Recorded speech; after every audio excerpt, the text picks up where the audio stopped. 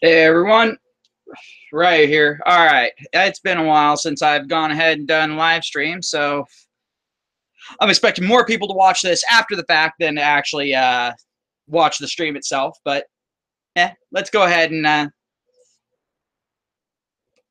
let's get this party started. So, um, today's topic: showing others that they have a choice. This is becoming more and more important nowadays.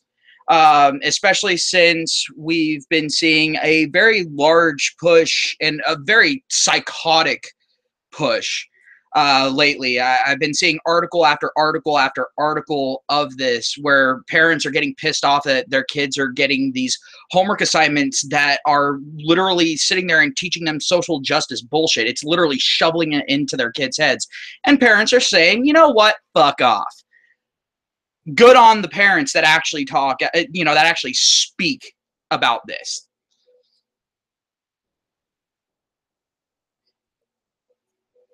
How's it going, Squeefles? Let's see. Yeah, well, the Big Brother thing is only so much of it because the thing is Big Brother's starting to see the ill effects of them dumbing down the population with the social justice bullshit. Um, in fact, in many cases, social justice is very much so against the government. So, and they're slowly learning this, but they're a little slow in the head. They don't have to deal with logic all that often in politics. So, but anywho, the thing is a lot of people are really scared of MGTOW at this point, and we've started seeing people taking more and more shots at MGTOW, and I love it. The fact that so many people are now starting to kind of take side swipes at MGTOW is showing that we're actually starting to have an effect. And it's also showing that they can't really combat us in any real way other than by exposing themselves as the tyrannical pieces of shit that they are. So what are they trying to do now? Well, now they're trying to brainwash kids. But parents who aren't social justice warriors, who don't lean way, way, way far to the left, are sitting there and going, whoa, whoa, whoa, whoa, whoa. Why are you teaching my kid that they have privilege when they're 4 years old? What the fuck? I mean, seriously, this shit's starting in like kindergarten. Okay, I mean, it's not even in the actual grades. They're starting way early on this. And so a lot of people are starting to see this whole brainwashing thing, and a lot more people are waking up, and I'm glad. But the thing is it's also giving MGTOW the opportunity, because whenever you've got a bunch of teachers sitting there and spouting shit at you just constantly, thing after thing after thing after thing, well, then all of a sudden someone comes along and goes, well, does that jive with your real life experience? All right, well, if they're sitting there and they're telling you these things, but it's not matching up with reality, what do we call that? It's called lying. That's right, you have been lied to this whole fucking time. I know it kind of sucks having your worldview just shattered, but the thing is you'll be much better off seeing the world for what it is, because then you can actually see the pitfalls coming instead of going around with fucking blindfold on the entire time.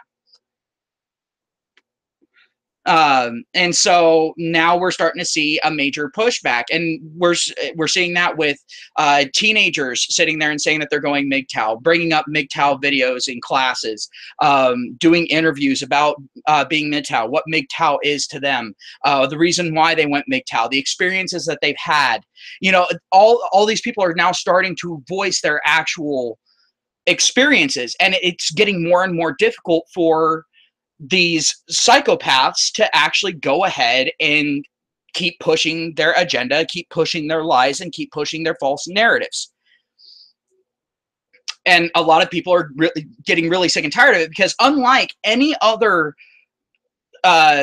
socio-political movement, group, lifestyle, whatever you want to call MGTOW, unlike any of the others, MGTOW are capable of being self-sufficient. And that makes us dangerous. We are that uncontrollable force. like when people ask me if I could, in a short summary, describe MGTOW as more of a descriptor of a personality trait, well, it's the uncontrollable human element. That's basically what it is. It's just that personified. And basically it's the rebellious spirit of man. And when I say man, I'm not talking about just men. I'm talking about humanity in general. Everyone has that certain amount of rebellion. Some people allow it to get beaten out of them at an early age. Then there are some of us that keep that spirit to the day that we die. Well, the thing is MGTOWs are the ones that have kept it a little bit longer, because the thing is the ones that have that rebellious spirit tend to also not think so much in emotional aspects, you know? Now, you've got people that sit there and rebel just to rebel, just because they want to be part of the cool kids club. But here's the problem. The cool kids club won't have your back. I have seen multiple MGTOWs around town actually helping each other out. We're actually kind of starting to network with one another. And that's an absolute awesome thing. And honestly, I think that's kind of a thing that we should do. Maybe not sit there and, have meetings or anything like that. No, don't do that. But, help each other out. Because the thing is the more people see MGTOW being successful, the more people are going to go MGTOW. But the big thing that MGTOW needs to do, and I'm talking about all MGTOWs, is don't sit there and force it onto people, but sit there and point out a few things. Let them figure it out on their own. Because the thing is lessons stick the most when they are self-learned. Or if they at least think that they've learned it themselves. That maybe you just gave them a little nudge in the right direction. Just pointed out that one little key factor. I've noticed that tends to do a lot. That actually allows people to change their way of thinking. Whereas sitting there and just telling them that they're wrong or telling them that they're stupid, that's not going to help anyone. Attacking someone isn't going to change their mind. It's not. They may sit there and say that their mind has changed just to get you to back the fuck off. But their mind isn't actually going to be changed. They're still going to be thinking the same shit. It's just now, instead of voicing it, instead of making it apparent, they're going to hide it. So don't do that. Go ahead and sit there and say, oh, well, what about this? Well, what about this? Bring up the hate statistics, but don't bring it up in the same type of way that I tend to bring it up. I am a bad example of how to do things as far as convincing people of MGTOW. I've convinced a few people, but the thing is they're people that have the same type of mindset that I do. That kind of, if someone challenges your view, you kind of dig in your heels, that sort of thing. I have a little bit of a problem with that. So I will openly admit that is a character flaw of mine.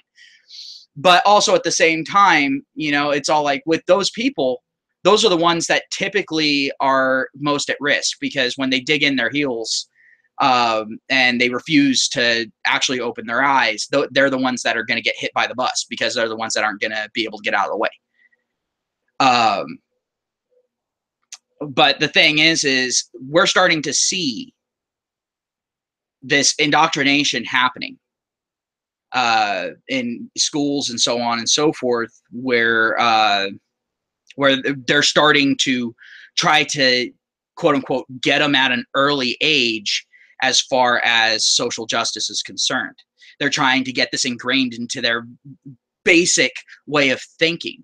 And that is very difficult to change. In fact, I forget who it was. I'll go ahead and I'll try to find a link to the video, but there was actually a Russian psychologist that actually went ahead and basically described social engineering on a massive scale and how it would have to be done. And the thing is it's the grade school system.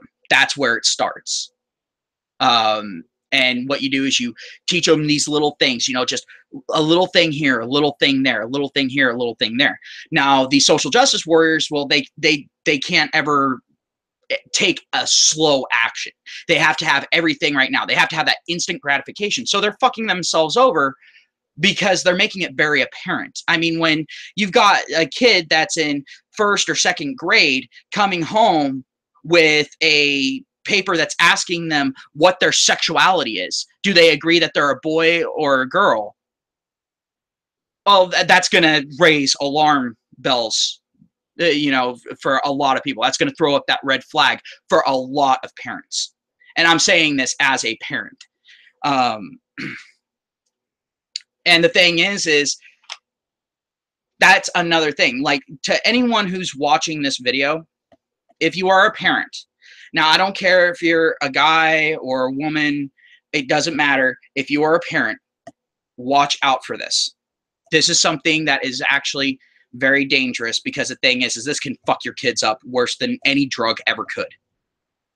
And that is, they're trying to social engineer our children at a young age. Like me, my daughter's in school. I look at every one of her assignments. But the thing is the school that she goes to, the principal is, and the board for the school are very anti-SJW. We're definitely not a left-leaning area. And we don't really have too many left-leaning teachers here. I'm happy to say. But the thing is when you take part in your kids' life, for one, your kids are going to be less likely to have issues. Now I'm talking to the ones who have already had kids and that sort of thing. Even MGTOWs that are planning on doing the whole surrogate pregnancy thing. Make absolutely certain to keep an eye on your kids if you do plan to have kids. Whether it's through surrogacy or if you already have a kid, like you know, dumbass me, you know, but make sure to take part in their life. Make sure to let your kids know that they have choices, that they don't have to go with what, you know, the teachers are sitting there and trying to force feed down their throat. If something doesn't make sense, encourage them to ask questions, because nothing pisses off a feminist, SJW, whatever, a far left leaner. Nothing pisses them off worse than if you ask them for proof.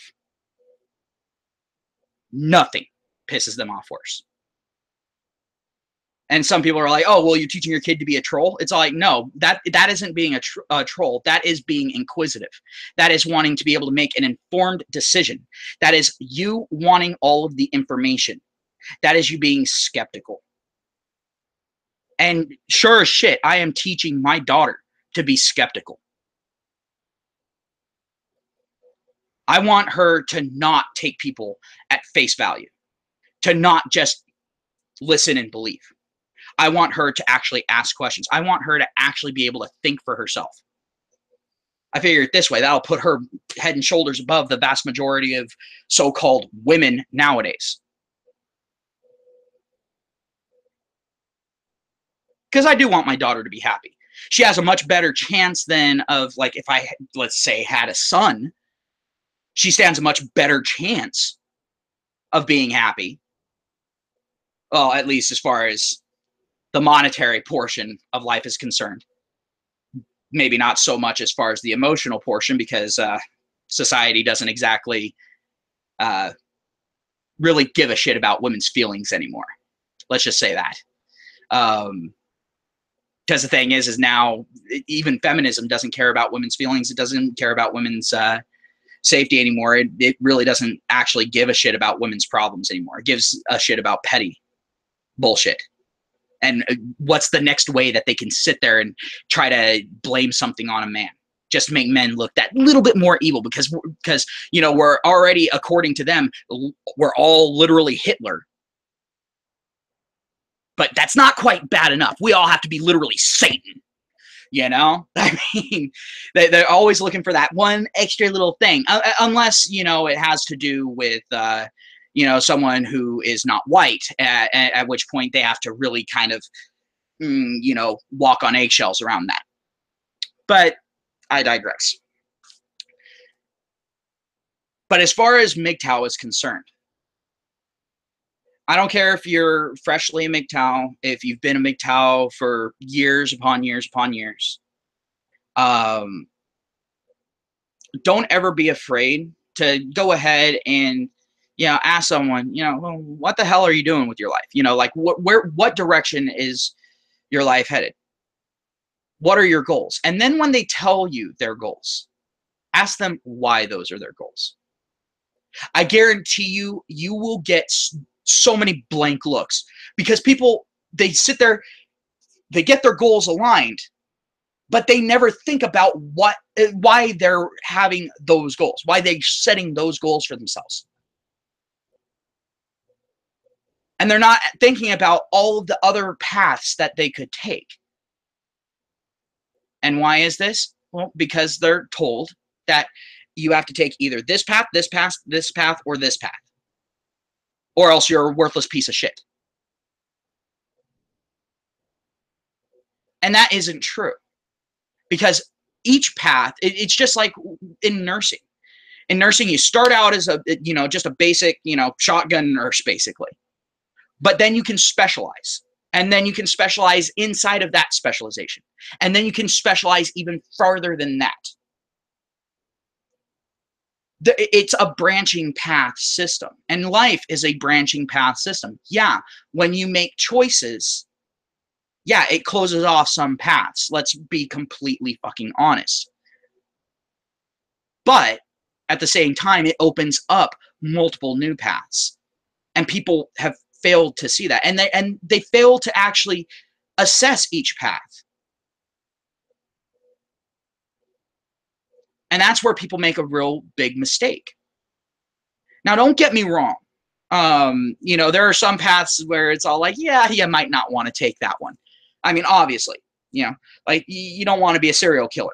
More than likely, you don't want to be a serial killer. Not going to end well for you. But also at the same time, you might not want to be a doctor. You might not want to be a nurse. You might not want to go into IT. You might not want to be a mechanic, you know, whatever, whatnot. The thing is people, when they set goals, so many people fail to set the goals based off of what they want out of life. They set those goals based off of what everyone else wants them to be. Like, I've asked a lot of men, you know, that have gotten married. I'm all like, why did you have being married as one of your goals in life? And the most common answer was, oh, it's just what you do.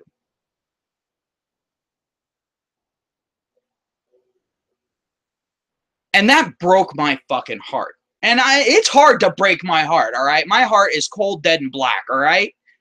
It's done. And that still managed to break my fucking heart, because the thing is that at that point, it's all like, so you didn't even get married because you wanted to get married. You got married just because you felt like you had to. No one has to get married, at least not in a free society. No one has to fucking get married. You can go your entire life staying single. And you can be perfectly happy at that point. Yeah, you're probably going to have a few lonely nights. Don't get me wrong. But at the same time, it's like, come on. Set your goals for you. Because if you're not happy with your goals, then you're probably going to fail at getting to even those goals. Even the goals that you don't want to. And you're going to just get caught in a holding pattern. Don't do that.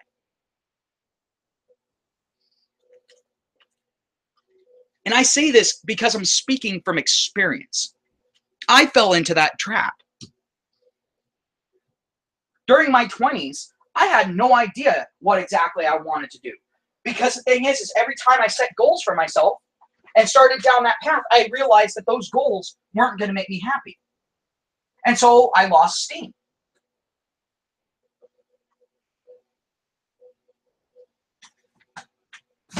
Well, I would go ahead and change up my goals, which were taking me in a completely different path. So now I had to backtrack. And I wasted a lot of effort getting to somewhere that I just turned back from.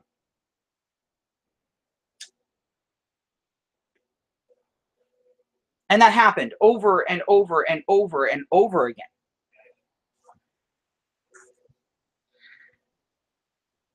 And the thing is when you're talking to people, don't be afraid to talk about shit like this, because a lot of people, believe it or not, really actually crave conversations where you actually talk about where your life is headed. Keep it from going to the whole pie in the sky thing, you know, because honestly, pie in the sky aspirations are just as deadly as setting goals that you don't actually want. Don't set yourself up for failure. Now, you can go ahead and have some lofty goals. I'm not saying don't have lofty goals. In fact, lofty goals are a good thing. But have some lesser goals between where you're currently at and those lofty goals. So that way you can feel yourself making that progress. That's what I tell people. But the biggest thing that I will tell a person is actually look at what you want out of life. Honestly, do some soul searching.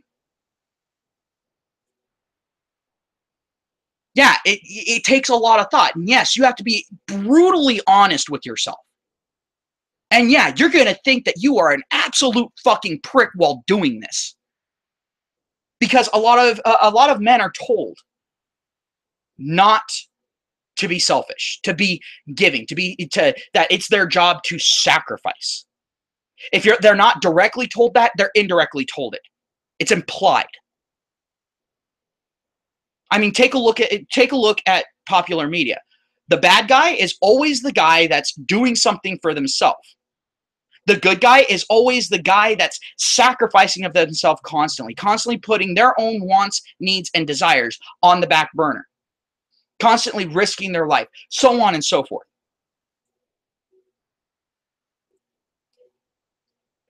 But here's the thing.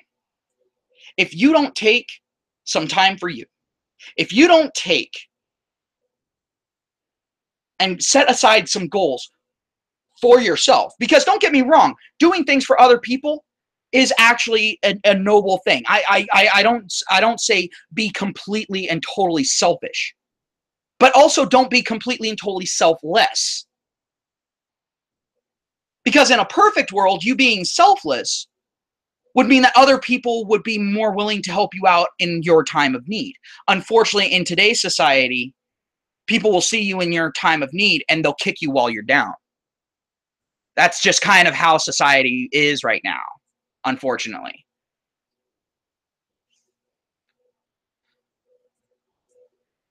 And the reason why I'm jumping back and forth between talking to someone else and then also talking to you about, now I'm just talking about to anyone who's listening. I'm even talking about myself. You have to be able to follow what you're saying. You can't sit there and just preach to others to do this and then you do something completely different. Don't do that, because people don't respond well to hypocrisy. We get enough of that in our day-to-day lives as it is. Just say it. But also at the same time, don't be afraid to bring up your mistakes. Like me, I bring up my mistakes that I have made in the past constantly with people because I want them to learn from my mistakes. I don't want them to have to repeat my mistakes.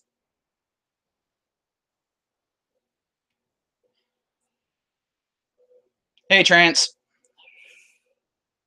But I really don't want people to make the same mistakes that I made, because I don't want people to fucking have any of that level of misery. I mean, let's be honest here.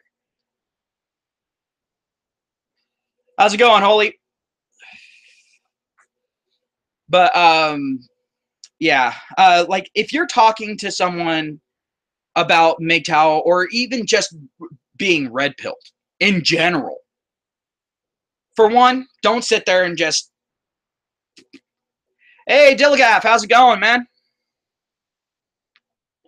But don't sit there and just hammer them with insults and so on and so forth. That is one of the worst things.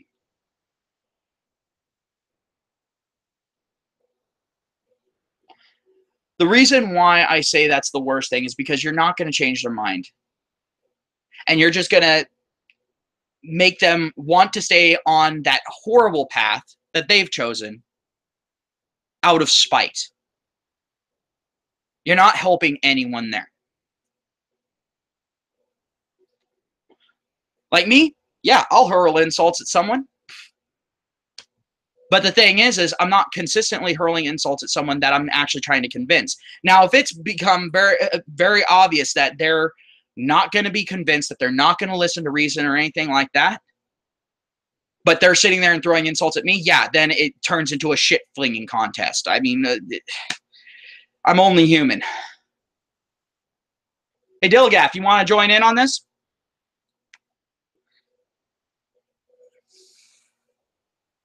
But yeah, I mean, don't get me wrong. You know, I mean, every once in a while you'll go ahead and you'll get that one person that will respond in a very negative way. I mean, people typically don't respond to red pilling in the most positive of ways. A lot of people, yikes.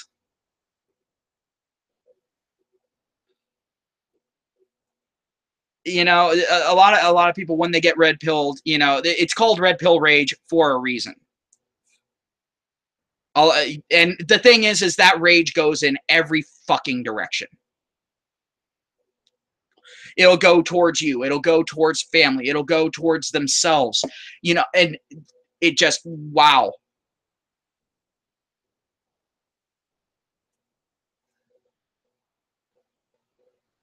Let's see. Dilgaff said, what you got to bear in mind is MGTOW offers a safe life solution for the time being. But if it's not for you, then that's cool too. Just be careful who and how you date. Just like Ryu said about self-improvement. Yeah, exactly. You know, I'm not saying that you know, everyone should, you know, just completely separate from everyone else and that sort of thing. They shouldn't date or anything like that.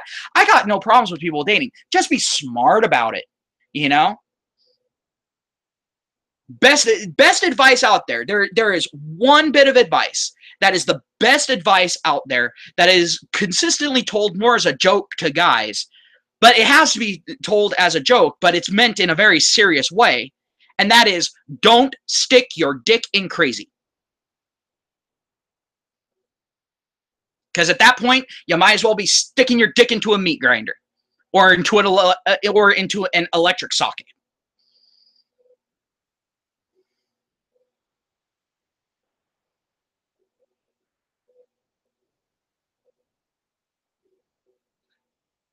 Let's see. I'm going to go ahead and I'm going to invite Dilligaff. Just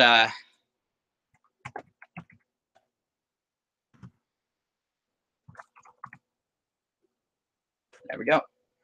Boop, boop. There we go. All right. But yeah.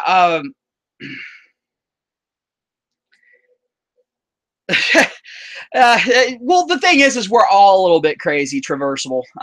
In all honesty, like every single person is crazy in their own right. Like me, I don't claim to be. Hey, how's it going, Dilgaff? Yeah, what are you saying, bro? How's it going? Like a big hairy hand in the dark. Fair. But yeah, and it's good seeing everyone again. Sorry for being gone for so long. Oh, you know what? I was about to send you a message today because I hadn't heard nothing back. But then a little while ago, I got the thing come up that you was just doing a live stream. I was like, oh, fair enough. He's still breathing. yeah. No, there was a lot of shit going on here at home that I needed to take care of. Well, Oh shit, man! Sorry to hear that. Oh, it's all good. I mean, it's nothing really too bad. It's more of people around me being stupid as fuck and not listening to me. Some things will never change, man. Yeah, I mean, in the last week, I've said "I told you so" at least 100 times, and not even in a playful way. It's always been that angry, serious. I'm fucking pissed off at you tone. Yeah, well, why didn't you listen? I told you this was going to happen. I told you exactly this was going to fucking happen. And you didn't listen to me, you fuckers. Oh, man, you can take a horse to water, bro, but you can't make it drink. Yeah, but the thing is at this point, it's like taking the horse to the water, it refusing to drink, then it pisses in the water so even you can't drink, and then when you get mad about it, Jack kicks you in the head. Yeah, that sounds about right. Standard. Oh, Jesus. So, of course, I've been angry about it. Fair, man. So, what's the crack? I haven't actually got my other screen at the moment, so I can't see who's saying what. Oh, Old Trans Gamer. I see old Trans Gamer was... Midget said, I'm not crazy, the rest is. Yeah,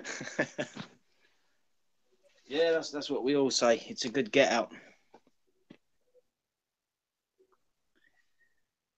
Yeah, you still there, bro? Yeah, I'm still here.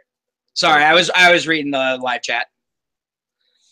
But anywho, yeah, no, the reason why I was bringing this up was because I was actually while I was up at the hospital with my dad, there was a guy that was sitting there and he was having some issues with his girlfriend, and he's all like, God, I fucking hate dating. And I'm all like, well, then why do you date? You know? And it was and he just looked at me like, are you fucking crazy? I'm all like, I looked at him like, no, I'm serious. Why do you date if you hate dating? You know, it's all like, why are you doing something that you absolutely hate that you are not required to do that isn't going to really benefit you? Well, this is it. It's I think it's one of them things. I mean, I've thought about it, and it is that, why bother? Like, am I going to actually gain anything? Probably not. Right. Am I going to be expected to spend loads of money on someone that's probably just wasting mine and someone else's time? Probably. So, yeah. It kind of tends to veer me away from it once I kind of see the reality for what it, really is. And yeah, Traverse, well, MGTOWs do get hate, and yes, it is a normal thing. Because the thing is I mean, in a gynocentric society, when you speak out against gynocentrism or even point it out, you're gonna get some fucking hate. Jesus Christ. The truth hurts, man. That's where that's at. But no, it was funny because the guy that I was talking to, afterwards he was all like, well, what am I supposed to do then? And I'm all like, well, if you're gonna date, I mean, make sure that it's someone that you actually like and that actually likes you. If you're constantly the one asking to go out on dates, or if anytime you ask them where they want to go, it's always some super expensive place and they don't even say fucking thank you or anything like that, they're using you. Yeah. It's all like, don't fucking do that. The way you can tell that you actually might have someone that will at least treat you halfway decent, compared to the standard. Yeah. Is if they sit there and, they'll pay for every other date or something like that. That's a good sign. Oh yeah, definitely. But it's one of those, I think, a lot of women, this is where the whole emasculating thing is, the dumbing down of being a man has had a negative effect on, dating today. Whereas, a lot of guys, I think it's kind of a mistake when they ask the sort of the girl where they want to go. Whereas what they should be doing is, play it like a bit of a secret, like a game. If I mean, I'm not a PUA artist. Don't get me wrong. I'm not. Yeah. but it's about keeping the mystery. If you know, if for those of you that are going MGTOW and you're still going to play the dating game and that's fine, and that's cool. But you got to keep the mystery going, because that's what women like. They love the mystery. Yep. You know, as soon as they think they've got you figured out, you have to pull something out to just completely throw them off base. exactly that. Because the thing is as soon as they think they've got you figured out, then you're no longer a challenge. And guess what? Now they want to monkey branch to the next guy that's more challenging. Exactly that. And they can't sit there and allow it to become blatantly obvious that they're monkey branching, so they must destroy you. Well, I mean, don't get me wrong. There are girls out there that, you know, like what we've talked about before, whereas they'll date several guys, different nights of the week or whatever, you know, and then go home to their boyfriend. And or husband, yeah, exactly that. You know, and then ask him to eat her out. Oh, sorry, talking about Steve Shives there, I guess. Oh, well, I see old Traversibles there. How's it going? But yeah. But the thing is like, even at that point, just remember, if you're still playing the dating game, just remember it is stacked against you. Period. End of story. She's not your girl. It's just your turn. Yep, exactly. You know, but it's kind of funny. I found right, I haven't found a girl over here. Don't be misrepresenting what I'm saying here. But I've found a girl over here that you know, she wants to return to traditionalism. I've actually done a couple of videos about it. Because, you know, she was asking where have all the good men have gone, so I took the liberty of answering. You know, we've got MGTOW. Oh, that question. Oh God. You know, and so I told her straight. I said, you know, a lot of us have been through the ringer several times, and you know, we're just not down with it anymore. It's, you know, and I posed a question to her, like, you know, what do you bring to the table in terms of a relationship? And there was a whole paragraph of stuff that she wrote about, like, relationships, and the kind of bottom lines to it were expectations of a fair partnership and myself. So without sounding like I'm being a prick about this, not a lot to bring to the table. That's what you got to remember, guys. You know, what do they, you know, like, because obviously she was speaking about, like, you know, in a partnership where she wants to be the traditional housewife, which is, you know, staying at home, raising the kids, looking after the house. Fucking the mailman. Yeah, I bit my tongue on that one, bro. I bit my tongue on that one, you know. I see, I can't bite my tongue anymore. It's already too scarred up. But yeah, that's exactly what, you know. I can't say that all women are the same, but let's face it, we've seen it too many times. That's the point, you know. Yeah. And whereas, you know, the woman gets that lifestyle that they want, with, you know, the family, the sort of family man that goes out to work, comes home trashed from working all the hours of the week to provide for the family, only to see, I'm not happy, here's a divorce, you know, thank you very much. Yep. By the way, I'm taking the house and the kids in the car, fuck you. Have a nice life, asshole. And you have to pay, and you have to give me half of your fucking paycheck, and you have to pay me the other half of your paycheck in child support. Yeah, exactly that. And so, yeah, I mean, like I say, like I said to her, is like, you know, I said, there's nothing in it for men, because it used to be a kind of mutually agreed contract. Yeah. And it used to be a contract that would, at least for the most part, be followed. Yeah, exactly that. You know, because there was actually punishment for breaking the contract. Exactly. But now there's no punishment for a woman to break a contract, but there is punishment for a woman breaking the contract. Unfortunately, it's the guy that pays it. Yeah. No, exactly that. If the guy breaks the contract, he pays the price. If the woman breaks the contract, the guy pays the price. Yeah, it's like, what the fuck? Who's going to sign up for that? Yeah, but that's called equality, bro. Oh, Jesus Christ. Yeah, they can keep their fucking equality and shove it up their ass. But yeah, it was actually quite funny, because, you know, when I sort of thought, well, okay, let's see what this chick's saying about, you know, what her core values. And it's quite funny because, you know, she said that she's practically the opposite of Lacey Green. That is to quote her. And whereas she's saying that she's an anti-feminist with that's converted to feminist views, but she's kept all the anti-feminist kind of ideologies or whatever you want to call it. So, you know, like I said to her, I said, you haven't actually changed it, and you've just called yourself a feminist, but you're still holding on to your anti-feminist values. And you're taking bits from both to make it kind of work for you. I said, but So she's exactly like Lacey Green. yeah, but the other way around, instead of a Yeah. feminist SJW gone anti-feminist, anti-SJW. Well, here's the reason why I say she's exactly like Lacey Green. If you look at a mirror, that is an exact copy of you, right? Yeah.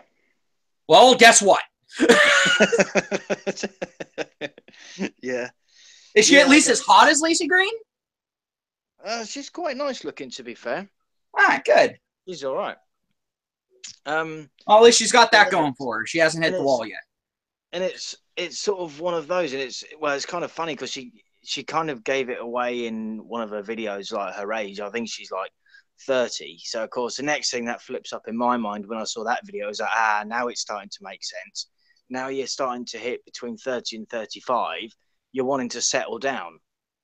Yeah. Now I don't know anything about this girl's history, so I'm not going to drag her name through the mud or whatever because I don't know anything about her.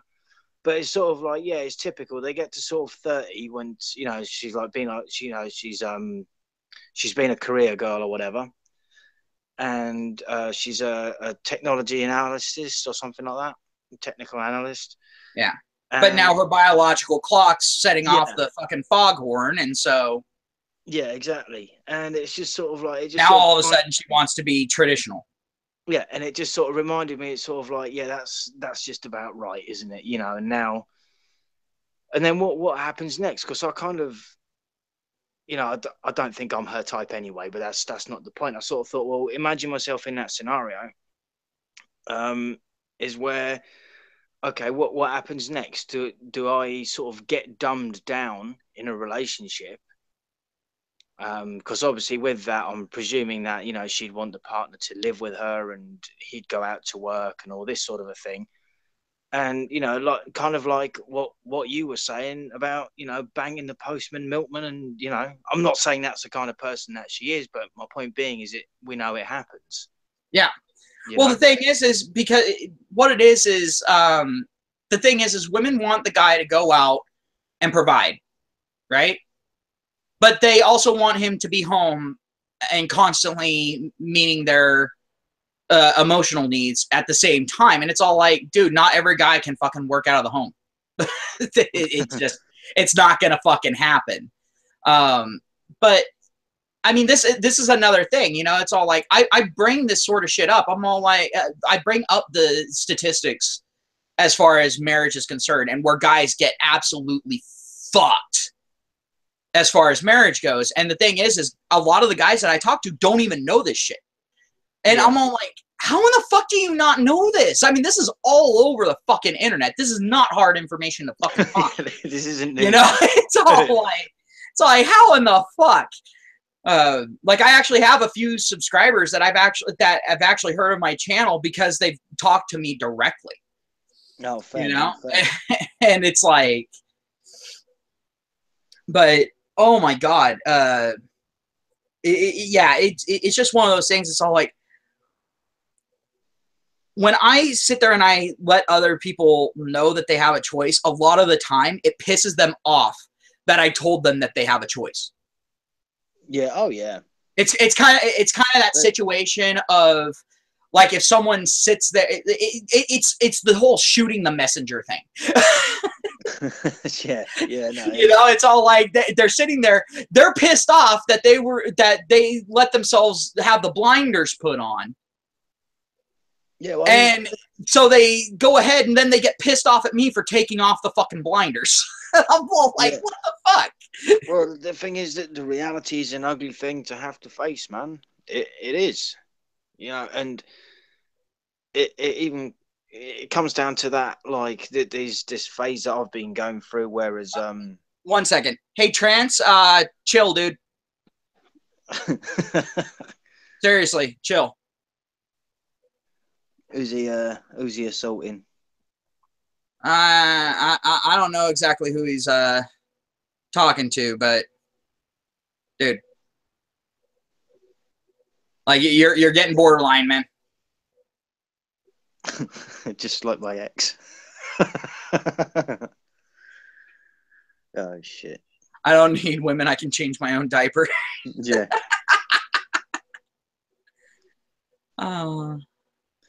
Anyway, on to Holy Blade, because he's been chatting quite a bit on my channel, man. He's been leaving a few comments. With your parents still wanting you to be a traditional man. They think I'm just religiously celibate, but in reality, I'm a MGTOW with an asexual nature. There are chicks in my church that want me to court. Well, you can court them, just don't do anything, and you should be fine. And you see a lot of people are all like, well, go ahead and go the traditional route, do the celibate thing and all that. Here's the problem. Now, I'm just gonna be fucking honest. You really think she's not out sucking some other guy's dick?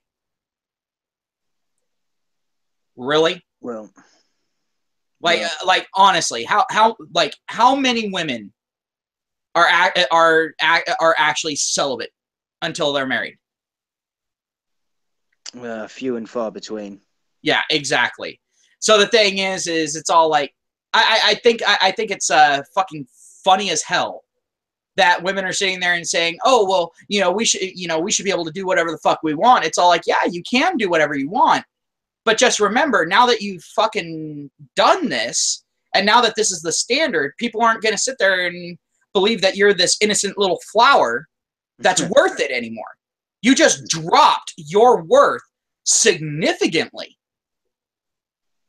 as far as long-term relationships are concerned. You just cut your price in half. Yeah, exactly that. I mean, this is it. This is what a lot of them, they don't realize when they're on the old carousel. Yeah. As for trans gamer, why those bitches want never to fuck me when I ask them?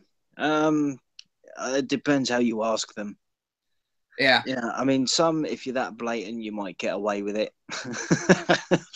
But then that's when you want to cover up. That's when you might have an STD on your way. Do you know what I'm saying? Yeah.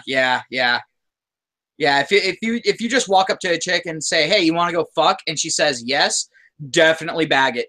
Double it. Double up, man.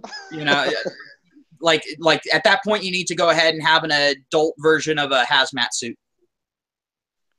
Yeah. Yeah. I asked An them adult nicely. fun time one. What's that? Please. Oh, you asked them nicely. There you go, dude. Yeah. Please, can I fuck you? Because the thing is, I actually talked to one chick, and she said that she's more receptive to a guy that just walks up and does the, hey baby, come on, let's go and fuck. She's more receptive to that than a guy that will sit there and ask for sex. And her reasoning, I can't fault her on it. I really can't. I mean, especially given female nature. She said, I already have a pussy. I don't need another one. Fair enough. I'm like, damn, okay, there you go. All right, cool. At least she's honest about it. So props to her, like, in all honesty. And she's actually, that chick's actually a pretty cool chick. I mean, in all honesty, she's more of the tomboyish.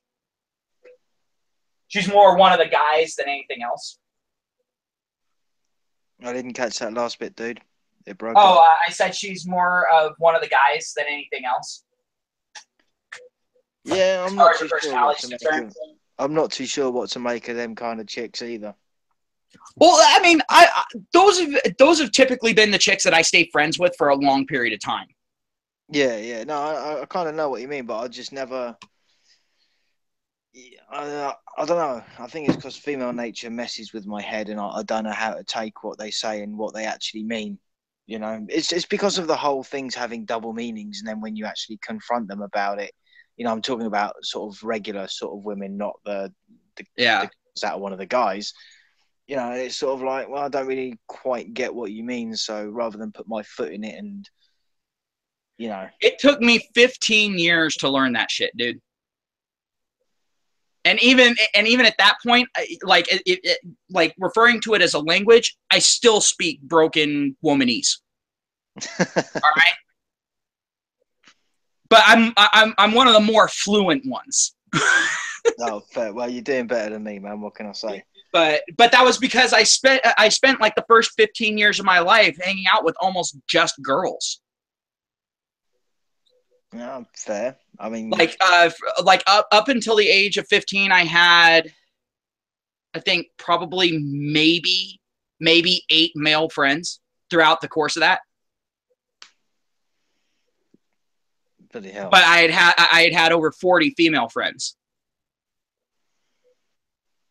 Yeah, that'll kind of help you translate it, I guess. Yeah. But the thing is because I hung out with mostly girls and I didn't really hang out with guys and that sort of thing, a lot of people thought I was gay. So it kind of worked against me too. Yeah, there is that. Oh, and there were a few really embarrassing situations that happened too because of that. Go on. This I have to know. This I have to know. Well, like with our grade school prom. Yeah.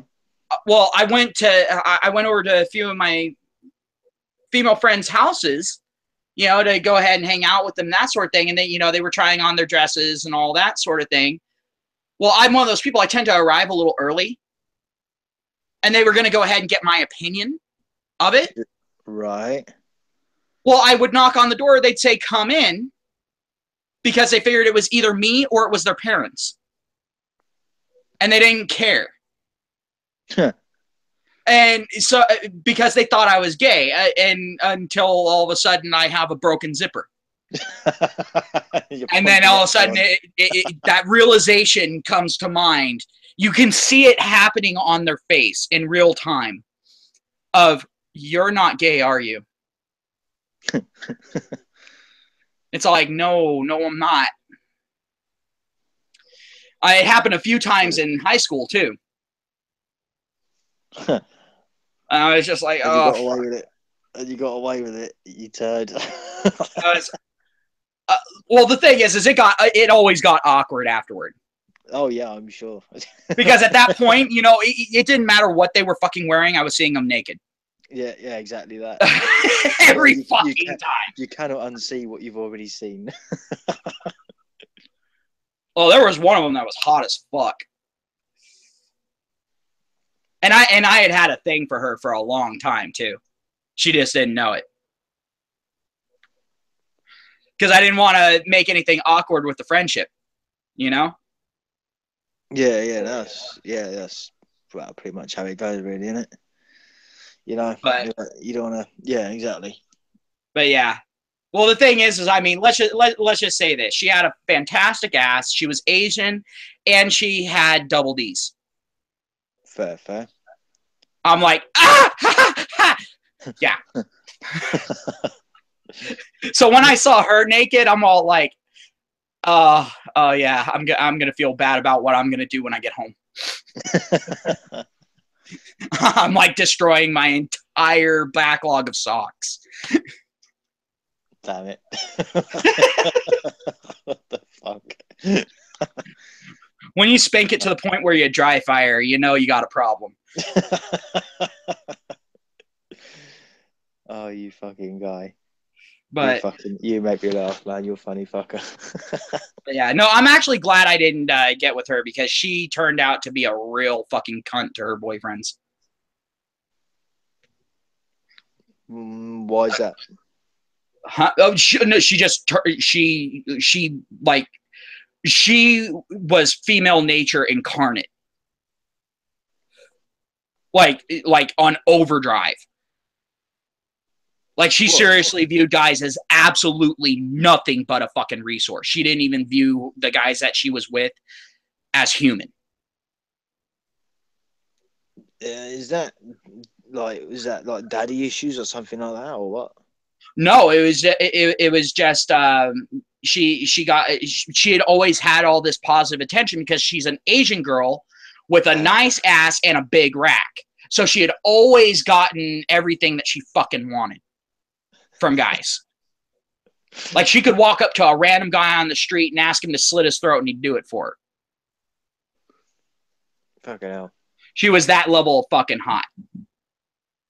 Yeah, it sounds like too much simping going on there. Oh, yeah.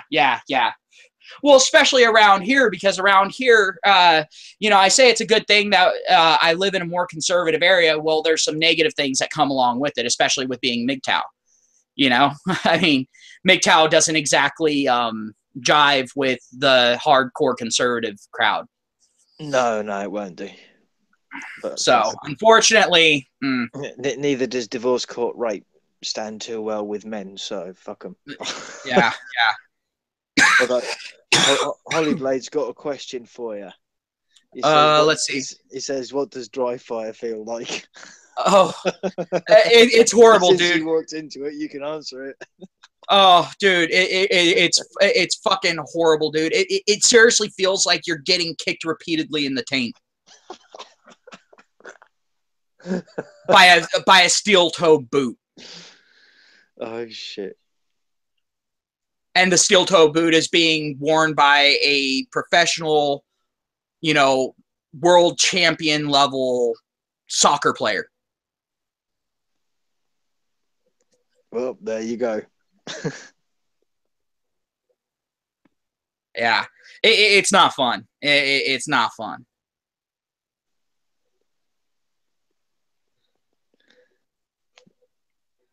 Nah. Well, that's gone quiet. But yeah, no, like as far as like letting others know that they have a choice, be prepared for the initial bit of red pill rage to come your way. That's one of the things that I definitely wanted to fucking say in this stream. Yeah, be prepared to be the punching bag. Either that or be prepared to get the fuck out of the way and throw someone else in the line of fire. Either way, it works. I saw one MGTOW. He was talking to one guy, and oh Jesus Christ, the guy's girlfriend was fucking there, and she had been fucking with him all day. The guy was already in a really bad fucking mood. His girlfriend had already cheated on him before, and he thought that she might be cheating again. The guy and this other MGTOW was just sitting there and talking. I'm sitting there listening. I'm not even saying anything. I'm just watching this all go down. And she came around the corner right as the guy hit that red pill rage. Bad timing on her part. Because her showing up just lit the powder keg. Yeah, you know. The guy broke up with her right there in the middle of the mall. Just fucking straight dumped her ass. Well, such is life, man. I was all like, oh, I actually kind of felt a little sorry for her at that point. I kind of did. I know that that's the old school white knight part of me, you know, so it's all like, you know, you got to suppress that shit down. But I actually felt a little bad for her because she just got nuked out of nowhere. I'm all like, she didn't say anything that should have pissed him off or anything like that. He just fucking, he just went the fuck off. But yeah, but she had that look on her face like she had no clue what was fucking going on. And I'm like, yeah, but did she? Yeah, but the thing is like, whether she did or she didn't, I mean, she cheated on the guy in the past, and so it's all like, as soon as he brought that up, all of a sudden she just went silent. Like she just went silent. She was like, oh shit. But then this is why guys need to have stronger boundaries. Like, you know, if it comes to cheating, fuck it, dump them. Yeah, that's the reason why with me, like, if I am dating a woman, if I honestly truly suspect that she's cheating, it's over. It's a one-strike rule with me. Yeah, exact same as that, man. And the thing is a lot of guys are all like, well, can you prove it? It's all like, you mean, did I walk in on her? No. but there are those signs. And, you know, it's all like once it reaches a certain point of a percentage that, yeah, she's cheating, then I'm all like, you know what, fuck it. At that point, she has to prove that she's not cheating. And we all know how impossible that shit is. Yeah, yeah, exactly. You know, and at that point, I'm not going to be able to trust anyway. So, yeah, no, that's the exact same place where I come from. You know, there's no point. You know, once you've betrayed, once the trust has been betrayed, then, like you say, even if you have a suspicion, like if you do let it slide once, and then you get a suspicion, you know, you're just not going to believe her anyway. yeah. So there's no point. Yeah, it's just one. It's one of those things of, you know, that's a scar that never really heals. And unfortunately, I've noticed this with a lot of guys. The more they get cheated on in a relationship, like the more times they've experienced it, the more sensitive to the signs they get, and the more weight they put onto the percentage. And it has to reach a lower and lower and lower percentage as they go. So it's all like, and then all of a sudden women are like, oh, well, he's damaged. It's all like, yeah. I mean, imagine every time you went to work, you got hit in the fucking head with a baseball bat. How often? I mean, how long are you going to keep going back? Yeah, exactly that, man. I mean, one of two things is going to happen. One, you're going to get brain damage. Or two, you're going to fucking quit the job. It's just how it works. Yeah, exactly. That's kind of the thing that does kind of get me about it. You know, because it's obviously part of the shaming tactics used. You know, whereas oh yeah, you just haven't met the right one. It's like, well, you know, if you've been that guy in which every girl you've been with has cheated on you, then, you know, is it the guy's fault for having a bad choice in women, or is it the women's fault for not acknowledging that they can't keep their fucking legs shut? Yeah. You know, it's one of them. I don't think it's, you know, I don't think it's right to be blaming the guys all the time. You know, even if, like, you get the, oh yeah, but you don't pay me any attention anymore, and yet when you do pay them attention, they're not interested. Either they're not interested, or they're sitting there and they're getting pissed off because you're paying them too much attention, and they're all like, well, am I only a sex object to you? Like, it gets to the point, like, with me, I'll just sit there and I'll look at them and I'll be all like, if it means I get sex, then yes. Yeah, it seriously gets to the point where it's all like, you know what? If you're gonna sit there and accuse me of it, then fuck it, I'll do it. Yeah, you're breaking up, dude. Oh, sorry. I was saying I was saying if you're accusing me of something, then I'll do it. Yeah. If I'm already going to be guilty anyway. Yeah, no, I'm might as well have the fun. I'm the same with that, man. If anyone throws the accusation, then it's like, well, if you're not going to believe me, then I might as well do it. Yep. You know. Well, like with my ex, you know, she kept sitting there and like when we were first together, you know, it's all like, I found out that she didn't want me looking at porn and that sort of thing. And I looked at her and I'm all like, all right, then that means you're taking care of my sexual needs. If you're going to make yourself the only outlet that I fucking have, then you are at my disposal. Which is a fair trade. You know, it's all like, if you're saying I can't take care of myself, then guess what? That means you're taking care of me. You just took on one massive undertaking. And how long did that last? It didn't last very long, because the thing is the third time she said no, I went ahead and downloaded like 4 porns and fucking went on a jerk off spree. And then all of a sudden I stopped asking for sex, and so she started getting fucking pissed at me. And I'm all like, why am I going to sit there and ask you for sex when you get pissed off at me anytime I go for sex? Yeah, it's all like, if I ask you for sex, you say no. If I sit there and try to just, you know, make a move trying to get you in the mood, yeah, you got a headache. You get pissed off. You got a headache. You know, and I'm like, you know what, fuck off. You know, it's all like, you're not holding up your part of the fucking bargain. I'm not going to hold up mine. Yeah, well, this is it. But then that's where the problems begin. That's you know, that's exactly how it starts off, and you get the one-sidedness of a crap relationship. Yeah. Whereas you're supposed to pander to them, and they don't have to do anything. Yeah. You know, which takes you back to the original question of, okay, then you want to be in a relationship. What are you bringing to the table? Because if you're not even bringing sex to the table anymore, then you know that there really isn't any point in having a relationship. Yeah. You know, hookers are cheaper. But here's the thing that really pissed me off about my ex. She said no fucking porn, yet she tried to sit there and say that a strip club isn't a sexual place. No, of course not. No, of course it isn't. No. I was all like, you know what? Fuck you. And so then I just stopped even trying to hide my porn. I just left it out, wide out in the open. I was like, nah, fuck this. And the thing is in a few of the instances, I watched those porn, not because I was actually necessarily interested in the girls. I just knew that it would be a blow to her ego. Yeah, no, exactly that.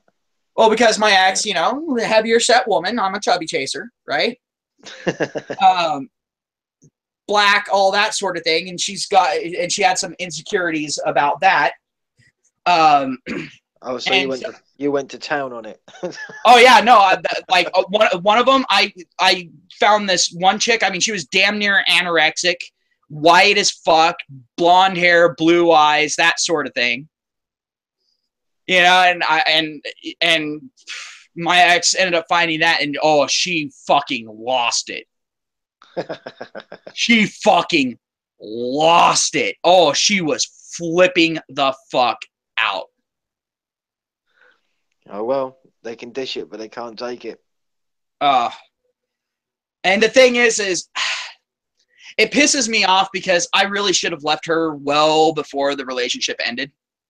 Because the thing is when we were together, I would say that the love ran out about a year, maybe a year and a half in.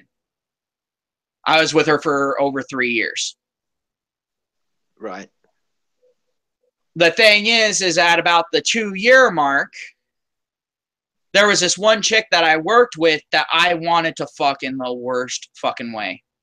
And she had the same thoughts. I made the mistake of going to one party with her at it, and I was all like, nope, if I go to another party with her at it and I drink, yeah, I'm going balls deep. No. Well, because the thing is I drank a little bit, you know, not to the point where I was super drunk, where I was just a little tipsy. Yeah. And she ended up sitting on my lap and just started grinding her ass on my lap, and I didn't tell her to get off me. No, well, it's rude. It's rude to do that. So you did the right thing. Who am I to get in the way of her comfort? Yeah, exactly that. You know, she wants to sit on some wood, she can sit on some wood. And again, if the person that's supposed to be providing it isn't providing it, then, you know, it is what it is. Dude, if your dad did it just to fucking piss off your mom, holy, props to the guy. Seriously. Yeah. Seriously. Because Holy said, my dad dated a stripper after my parents divorced. What a simp. No, it's not. Well, I mean, figure it this way. That stripper probably made more than your dad, your mom, and about 4 other people combined. Oh, yeah.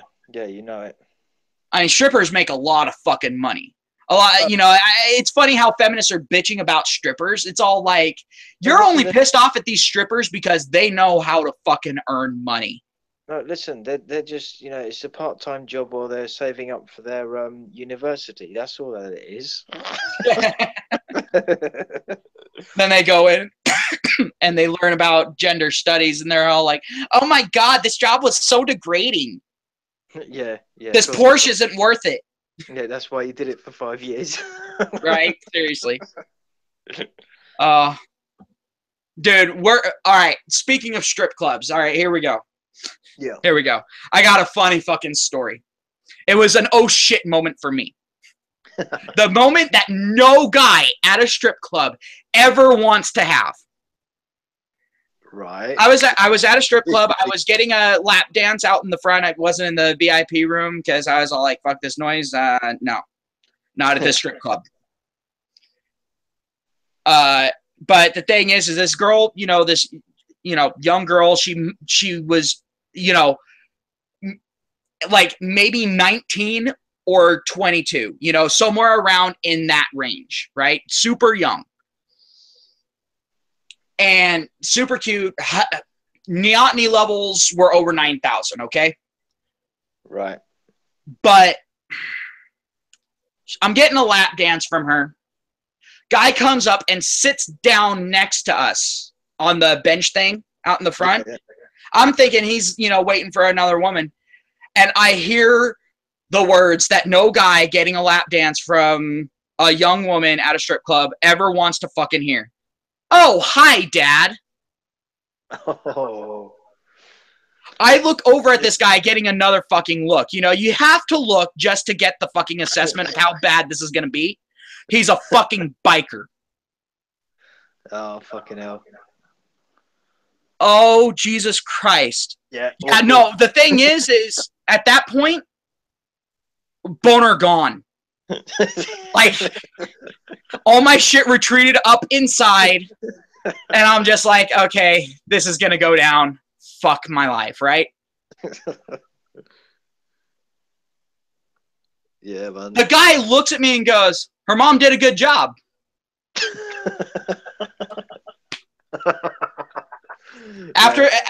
Luckily, there was only like a minute and a half left of that lap dance. I wasn't going to stop it.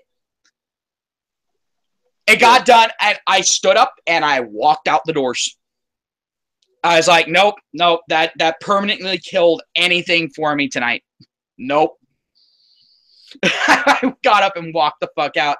The guy came out, and he apologized for freaking me out. I thought he was coming out there to kick my ass.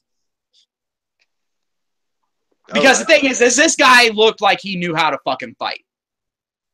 Right? Just the way he moved, he looked, he was this biker, fucking just sheer mass. I was like, holy shit. But yeah. Oh my God. It was. But yeah, no, if you ever have that fucking moment, it's bad. No, I've had some experiences in strip clubs, and yeah, it's kind of similar. Whereas I kind of thought, yeah, fuck that noise, I'm not going back. Yeah. Oh, holy, you've never been to a strip club? You need to change that, dude. Yeah, like I say, man, you got to go at least once for the experience. Yeah, every guy's got to go to a strip club at least once in their life. Yeah. I mean, come on. Exactly. It's got to be done at least once. Just make sure to call ahead of time and make sure it's not like woman's night or something. Happened to one of my buddies on his birthday. We all hauled him down there, and everyone's sitting there kind of giving us a look as we're walking in, and we're like, what the fuck? And we noticed that there were a lot of women around, and we're like, wait a minute. And we were all like, I walked in, I asked, and sure as shit. Well, we decided to pay anyway just to play a prank on him. But you bastards. We blindfolded him. Took him to the VIP room, bought him a fucking lap dance. Fuck. Oh. Dude. Was he grateful? That's the question. Actually, he discovered something that night. Oh, yeah. Yep. So yeah, it was a thing. But yeah, no, it was interesting. But that's how I know the whole strip club isn't a sexual thing for women bullshit is bullshit. Oh yeah, of course. And the thing is, I told my ex, I'm like, no. I know you're bullshitting from firsthand experience. But she was wondering why I was all like, yeah, no. The whole thing is because she had brought up the whole marriage thing. Yeah. And I was all like, all right, there's one thing. No bachelor, no bachelorette party. No.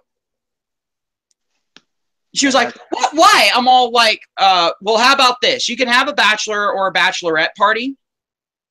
But the thing is video is taken and the other person gets to see it before the marriage happens. Yep. Yeah, you know it, man. And she was like, what? I'm all like, and the rule is no strippers. And that's where the whole, well, strippers aren't a sexual thing. I was like, yeah, no bullshit. You want to fucking suck the stripper's cock the night before fucking marriage. Fuck that. Ring returned. Yeah, exactly. Thanks for coming in. Yeah, it's all like, Jesus Christ. Yeah. But you see, that's the thing. Like that was at the point in my life where I didn't think I had a choice but to, you know, eventually get married. And that's where it gets dangerous because after a while, a guy's just going to sit there and settle even if the woman's a complete and total fucking cunt. Yeah, well, this is it. You know, and that's one of the reasons why you really have to, like, a lot of these guys really don't know that there's actually choices. No, it's because it's well, it's almost indoctrinated, isn't it? Really. You know, this is well, you weren't here for the earlier part of my stream, but yeah, I was talking about the indoctrination as far as what's going on in schools right now over here in the U.S. I don't know about over in the UK. Oh yeah, but over here in the U.S. and in Canada, it's getting really fucking bad. Like they're straight up trying to brainwash like grade school children. Yeah, well, I mean, they've been talking about all sorts of shit over here, like sexual education class for like fucking 4-year-olds. Yeah. Shit like that. And it's like, whoa, what the fuck is wrong with you people? Like 4-year-olds, like really? Oh, the thing is you see a lot of people are you know, they get pissed off at me for associating social justice with pedophilia. It's all like, hey, don't blame me. You're the one sitting there defending these people. Don't fucking blame me. Like I've met so many social justice warriors in person. I've talked to so many online. I mean, and it's always the same fucking thing. Yeah, there's a few of them that are sitting there and saying, no, those people are fucking sick and need to be dealt with. But the vast majority are actually trying to say that it's just an alternative lifestyle, the same as being gay. Yeah, and it's not. I'm all like, you know, when you sit there and you say that pedophilia is the same as being gay, you really sound like an old school conservative. Well, this is partially to do with governments as well, and the shit that they've been involved with, because now they're slowly getting found out. So if they can convince the masses that it's normal now, then, you know, it's less of a harsh sentence for them later on. Yeah. You know, if they can normalize something like that, then, you know, make yeah, it's only a matter of time until YouTube on their main channel thing sits there and does a pedophile pride video. Yeah, mate. I think that's when you're going to be seeing lots of people getting fucking executed. Oh, Jesus! I think that will probably be a pushing point for a lot of people. Oh, the thing is at that point, Google's home-based location's getting rushed. Their fucking home campus, it's getting rushed at that point. People will go in and it'll be a scorched earth policy. Yeah, you know it. Like they're gonna straight up do the same fucking shit that the Huns did. You know what the Huns used to do, right? Oh hell yeah, yeah. I'm perfectly aware of Genghis and Attila and whatnot. Yeah, scorch everything, destroy everything. Well, they would literally get into a circle surrounding it and walk in and kill every last thing, even down to the last bug. Yeah. Yeah, Well, yeah. I'm pretty sure that would be a thing if there was a pedophile pride video on YouTube. I'm pretty sure that's what would happen to Google's main campus. Well, the thing is, does anyone know where it is? You can find that shit out. Come on, internet. Yeah, there is that. You might have to go to the dark web, but you know what? Fuck it, I'm willing to. Where there's a will, there's a way. I go onto the dark web every once in a while for a good laugh. But that's because I'm a sick and twisted motherfucker. Yeah, well, you know what? I can't actually say I've been to the dark web, so I don't know that. I don't know that much about it, to be honest. Yeah, you shouldn't go, dude. Oh, really? Yeah, I'm gonna be honest with you. You shouldn't go. What was that? It might break your spirit a little bit. Oh, really? Yeah. Oh, this like it's really easy to get onto some real fucked up shit on there. You kind of, it's one of those things where you have to be familiar to not trip into that shit. You know, you have to be familiar with it.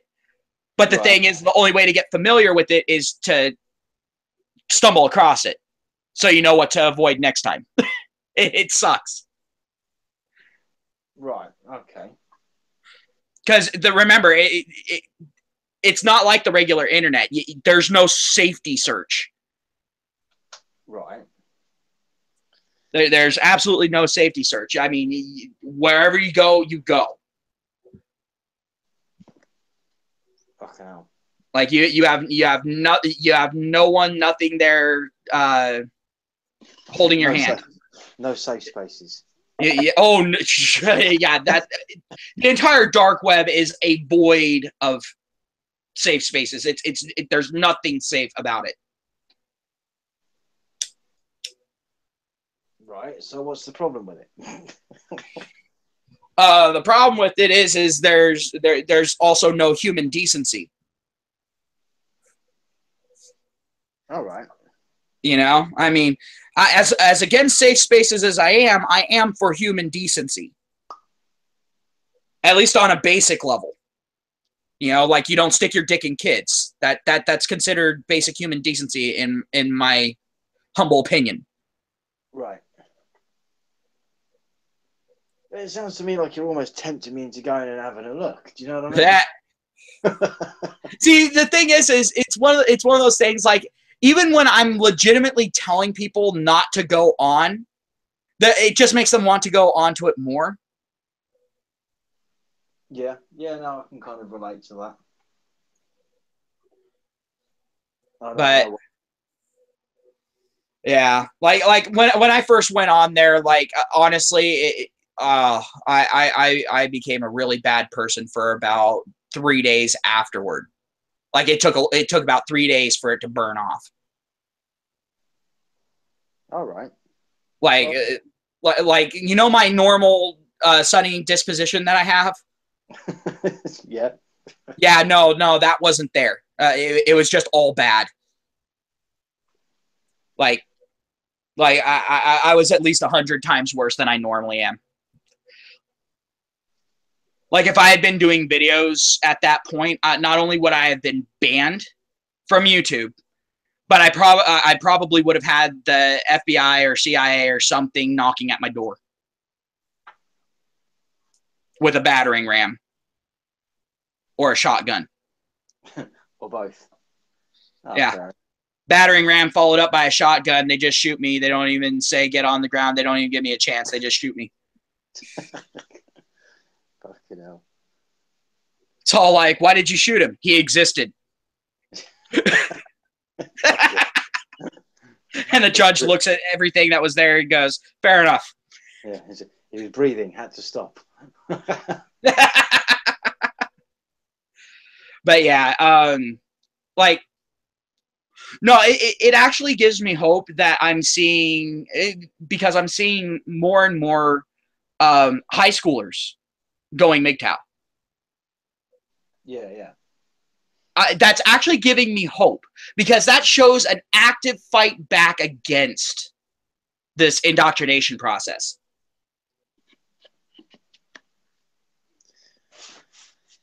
Yeah, I mean, at the same, what will probably happen is people are just gonna up their attack tactics. You know, like they But you do. see, the thing is when they up their attack tactics, it just exposes them for how tyrannical they really are and how authoritarian they are. Yeah, And so that loses them more and more support. So I want them to up their tactics. yeah, but again, the tactics are subjective because if you're talking about a younger generation that aren't going to have the same sort of life experiences as what we have, Yeah, whereas we can yeah, see they're going to have worse. whereas we can see past people's bullshit. A lot of the sort of younger generations, whereas some of them don't necessarily rely heavily on sort of like adults for getting to know what's what. At the same, they can be easily coerced back the other way. Yeah. And See, what I want to see is I want to see the statistics if homeschooling is becoming more prominent. It is a little bit over here.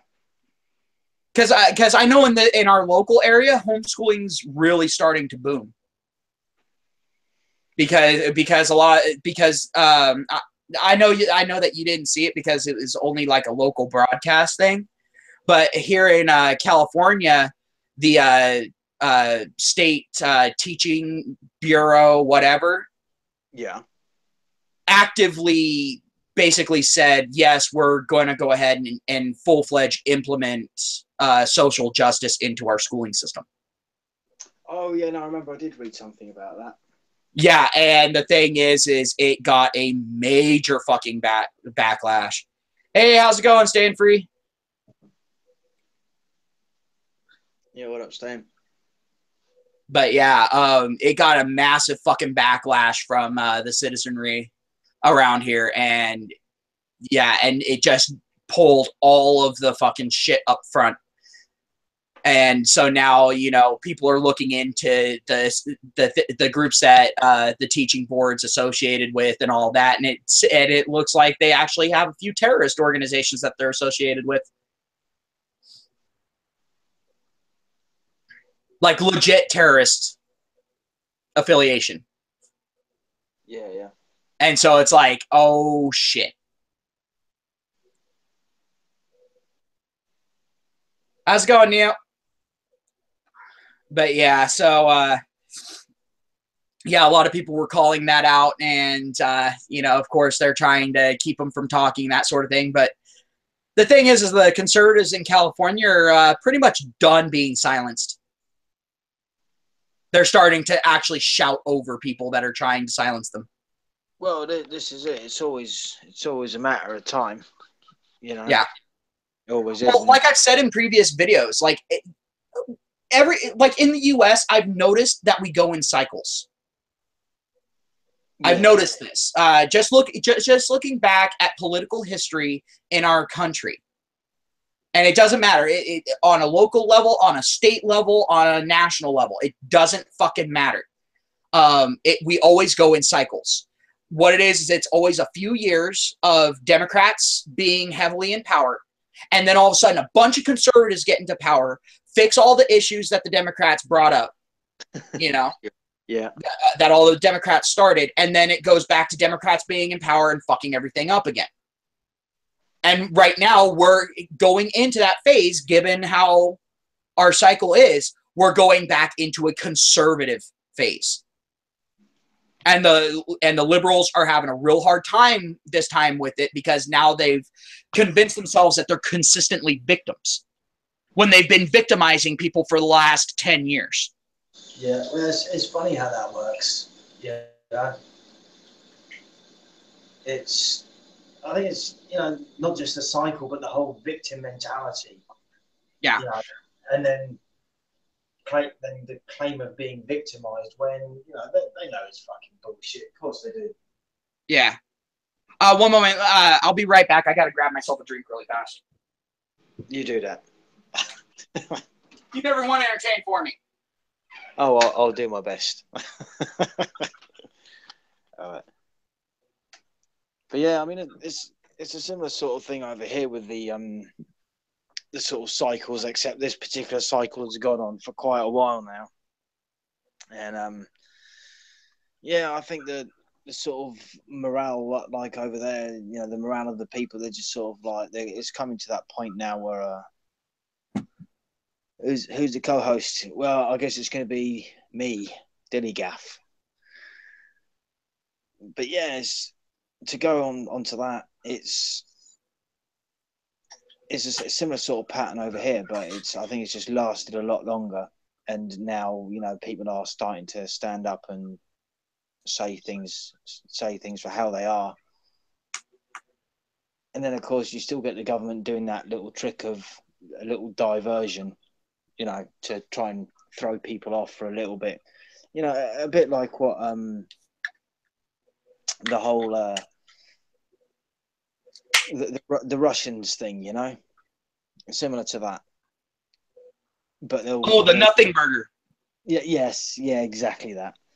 Yes, I have watched the Project Veritas videos. Oh, you're breaking up, bro.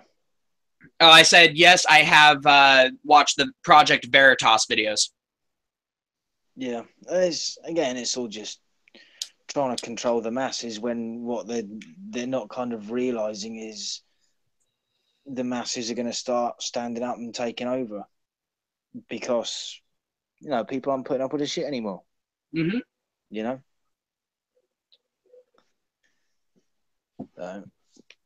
Oh, by the way, Ryu, Holy was asking if he can join the stream. Yeah, sure. Yeah, cool, man. With that, I'm going to have to be a bit rude and I'll have to cut it short, man, because it's coming up to 2 o'clock in the morning here. So, and I've got that thing called work tomorrow that gets in the way of stuff. Yeah, fuck it. You'll have enough. You'll have enough time to sleep when you're dead. yeah, you know it. But yeah, no, I've actually noticed that over with Britain's politics as well. Like I heard you saying that you have kind of a similar thing. Yeah, no, it is pretty much a similar sort of cycle where one lot will come in and fuck everything up, and then they'll stay in power for quite a few years, and then eventually they'll get voted out, and they'll get voted someone else in. They'll come and sort everything out. And then, well, you see, and that was one way that the Liberals tried to go ahead and bypass that cycle. They decided, all right, you know what? Since we get voted out every once in a while, we're going to go ahead and take away their ability to vote us out, hence the EU. Yeah. Yeah, well, exactly that. And the EU, if I've ever seen anything authoritarian, it's the EU. Hey, Holy, did you get the invite? I sent you one. Or do I have to send it to you via email? At which point, how brave are you? He'll stalk you for ages, trust me. Yes. I you can ask Dilligaff. The whole yes means yes thing does not apply to me. Yeah, it doesn't. How long did I pester you for? Fucking like a week and a half or something like that. Yeah, it's about weeks. It was all like every video he posted, I'm all like, so when are you going to do live stream with me? Then also sending personal messages and shit. I won't talk about the photos you sent, yeah? Yeah. I honestly think that the photos were really what really got him to do. He's all like, yeah, no, the guy with a dick that fucking big, I got a live stream with him. Oh man, you funny fucker. Damn it, Holy. Respond. Yeah, as for Neo, Queen bitch orders it. With both parties chipping away at the wealth, the wealth and the mental health of people as well. They love playing fear games, you see. They really do. Oh, I thought it was so fucking funny. Did you watch This Week in Stupid for this week on Sargon's channel? Remind me, what was you saying? I've seen one, but he had a video on there where an expert was sitting there and saying that even if there's no deal for the Brexit, yeah, that the UK is coming out on top. Period. End of story. That it will only hurt the EU if the EU doesn't give them a deal. That the EU has no bargaining chip whatsoever. Well, it hasn't really. When you look at it, you know, even if they offer us something shit, we can still turn it down. Yeah. And so the guy, and this was someone from the EU saying this. Yeah, but that's why that is why we've had the constant threats of don't leave. If you leave, we're gonna fucking sanction you and we're gonna fine you. And it's like they're planning on sanctioning Poland.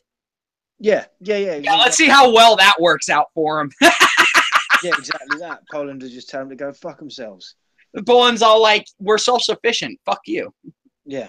The only thing that we have to buy from anyone else is oil. And we're already getting raked over the coals as it is for that. And you are not in control of oil. Yeah, exactly. But they'd like to be. Oh, yeah, that's the reason why. I honestly think that's the reason why the EU is bending over for the Muslim caliphate. I really do. I think it's just so that they can get a hold of some of that oil power, or they think they can. Yeah, oh yeah, without a doubt. Well, and this is also partially to do with... Hey, Holy Blade, send me a personal message with your email so I can send you an invite, since obviously the Google Hangout invite is not working. Sorry, didn't mean to interrupt you. No, that's fine, man. No, that's fine. I was just thinking, that the thing is you're not allowed to leave until Holy gets in here. So you might want to start thinking of things to talk about. Yeah, you might want to start thinking of things to talk about, or you might want to go ahead and start threatening Holy.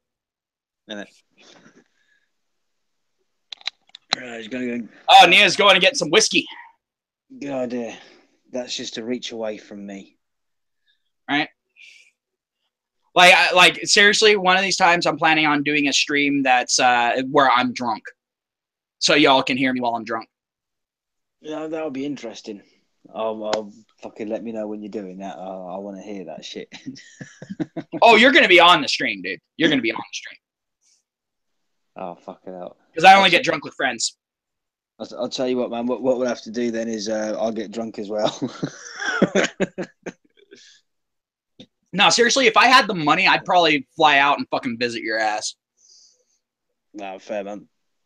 But I'm just poor folks, so unfortunately, I can't afford an international flight.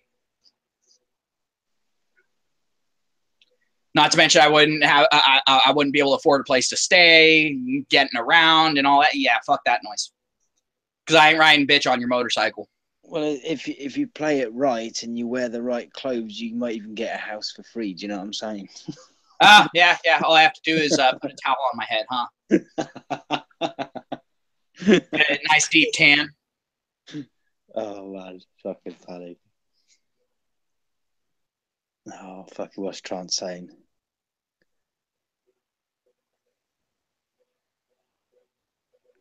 Well, the thing is the women don't have a choice in fucking refugees, because the refugees can go ahead and force their dick in and say, "Oh, well, it's our culture, so you can't say anything against it." You're racist. Yeah.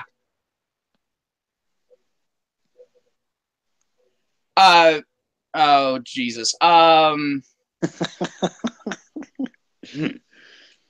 Holy shit. 1 second. No worries. Okay. So yeah. Okay. Yeah, Holy Blade, you've committed now. There's no getting out of it.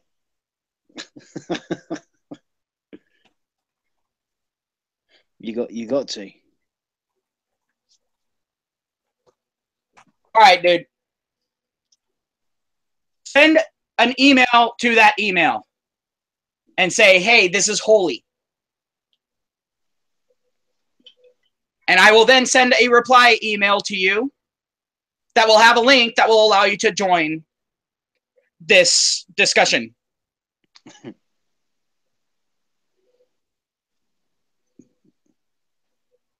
No, I am not talking to you, trans. Are you sure?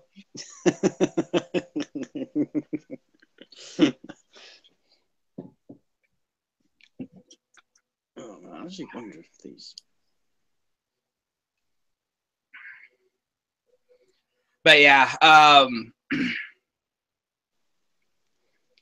no, I need to go ahead and make myself a email that I can go ahead and get all my shit sent to, other than this one, because this email has been around for a long fucking time.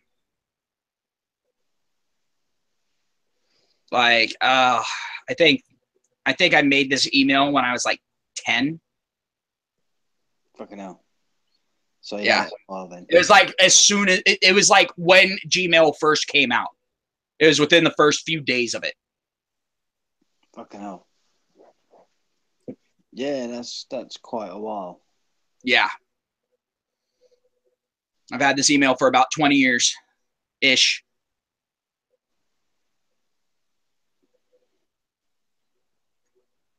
All right. Yes. So trans, so they're no different to anyone else then.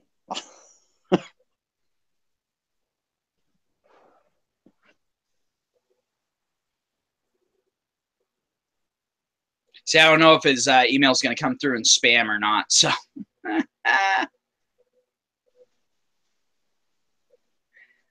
but yeah, no. Oh, and this is going to get really interesting really quick if I don't end up ending this stream in an hour or so, because I am drinking a Monster on an empty stomach. Oh man. Yeah, I know what happens. Yeah. Hey, you know what? At least I'm not smoking weed, because then no one would be able to follow me, because I'm one of those people. I'm used to having 4 conversations simultaneously. Fucking hell. When I'm on weed. Yeah. Like a lot, and the thing is, you know, people don't understand it, and you know, at first they think, you know, you're bullshitting them, but the thing is like if my cousin's high as well, we'll sit there and do that, and you can go ahead and ask us what conversations we just had, and you can separate us out into separate rooms and all that, and we will tell you the exact same fucking thing. Rock it out. And the thing is, you can't understand a fucking word of it while it's actually going down. Yeah, it's some interesting shit. It was kind of funny. One time, me and my cousin, we were high as fuck, and we were talking to each other, and a cop pulled up. Oh, that was bad. Because the cop at first thought we were illegals. Because he couldn't understand what we were saying. He thought we were just speaking the most broken English ever. Luckily, a lot of the cops around here really don't give a fuck about weed. All right, so...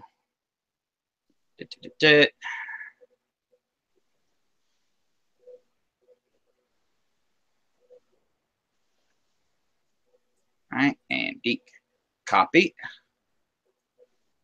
Oh, and paste. Oh, wait.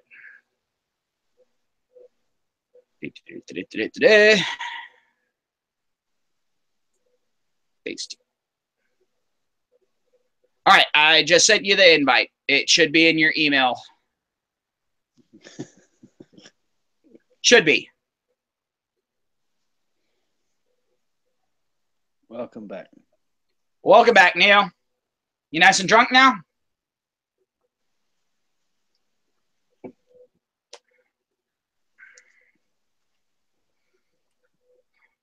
No, I think But he's yeah. gone long. I think he was gone long enough. He's come back crunk. Do you know what I'm saying? Yeah. No one understands you, Trance.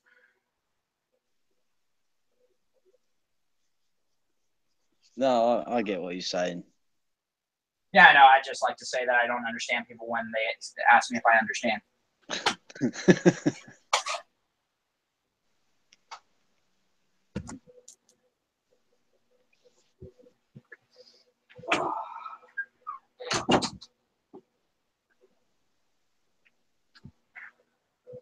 Orange juice. But yeah. Orange juice. No, for the last few days, I've actually been playing Ark. Hey, what's up, man? Yeah, what's up, Hardy? How's it going? Welcome to the stream. Well, why, hello. I just wanted to come on. I have no idea what to say. Fair enough. I'm okay having random people on. Yeah, we normally just wing it anyway. Yeah, the conversation just goes where the conversation's going to go. I had a freaking coffee.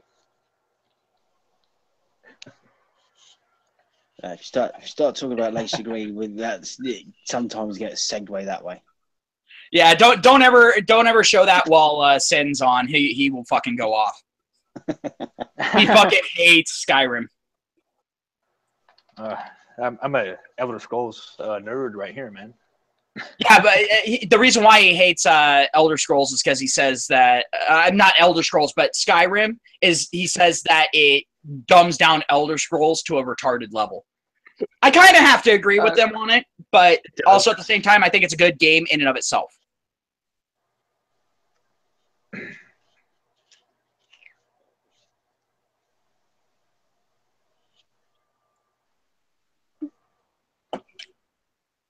And it went silent. Yeah, well, I was just thinking. I'm like, yeah, I haven't. That's what I meant. Either. Yeah, typically I say something and then I'll go ahead and shut myself up to give people time to respond. Because I know that I have a habit of talking for like an hour and a half straight without taking a breath.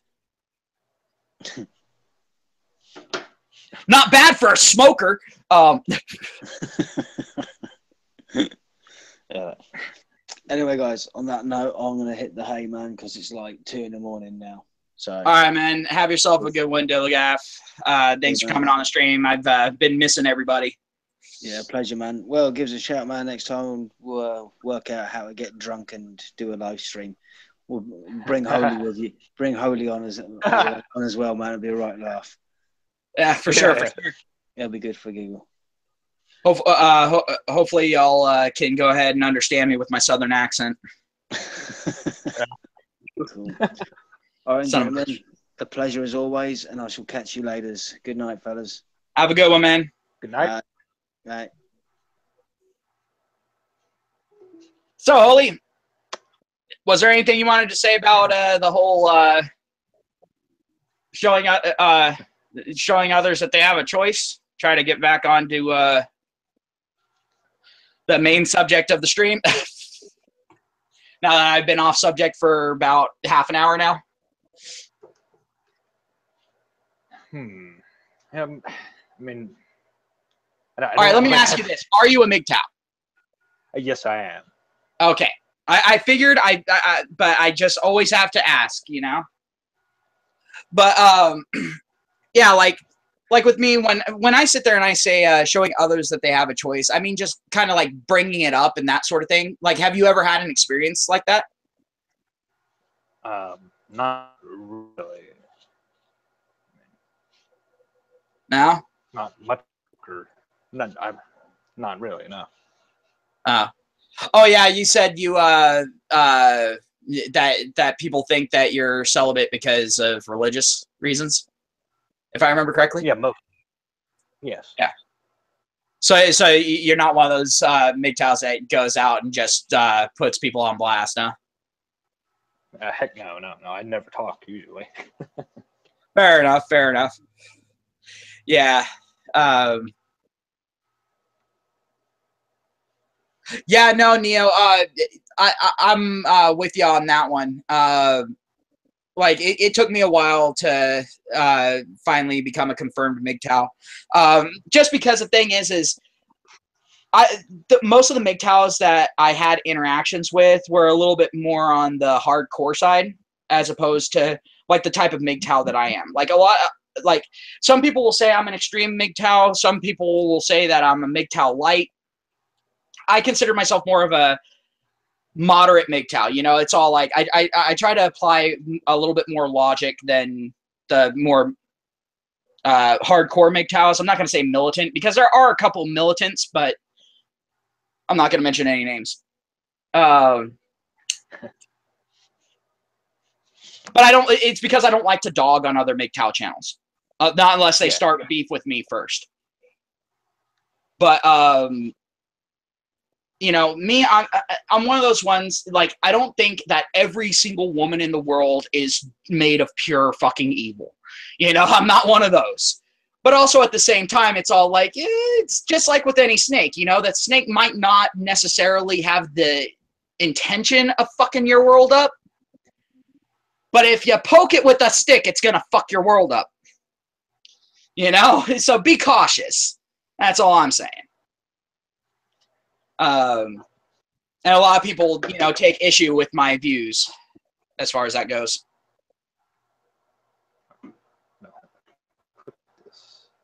But it's hard for guys to actually become confirmed MGTOWs because there's a lot of stigma that comes along with it. Like I'm pretty sure that that you've avoided a lot of it since you're not really vocally active. This is true, yes. Whereas with me, I'm a very vocally active person, if you couldn't tell.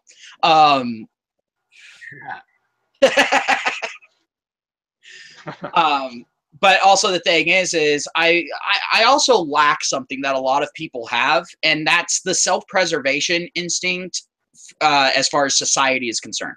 I don't really have a self-preservation instinct when it comes to society. Never have, even when I was a little kid. Never really had that that self-preservation instinct. If I saw some bullshit going down, I called it out as bullshit. Yeah, and I was one of the few boys in school that whenever someone said boys shouldn't hit girls, I actually, when I was young, I stood up and I said, well, girls shouldn't hit boys either. Yeah. Why are you saying that one shouldn't hit the other? Are you saying that it's okay for girls to hit boys? Because that's how my brain worked. I'm all like, if you're sitting there and saying something as a general statement, but you're specifying one group, then that means that it only applies to that group. And anyone outside of that group, it does not apply to.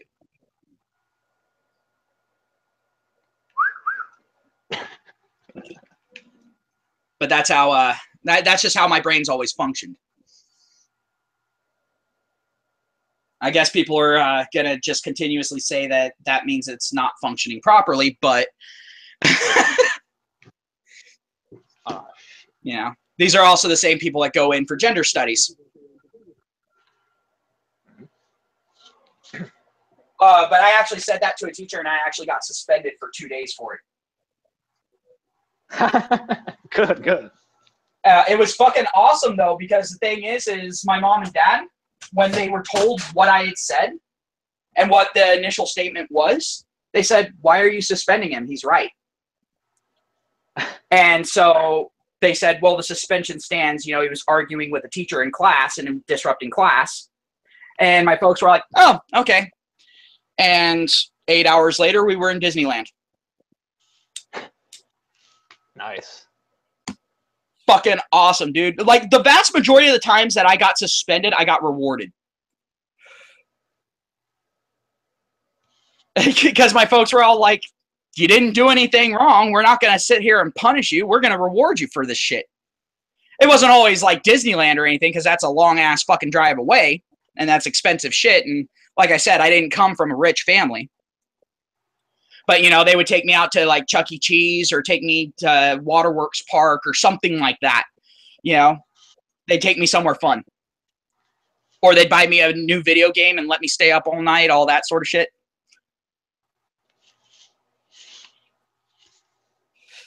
Actually, I got Final Fantasy VII because of that, because of a suspension. Best suspension ever.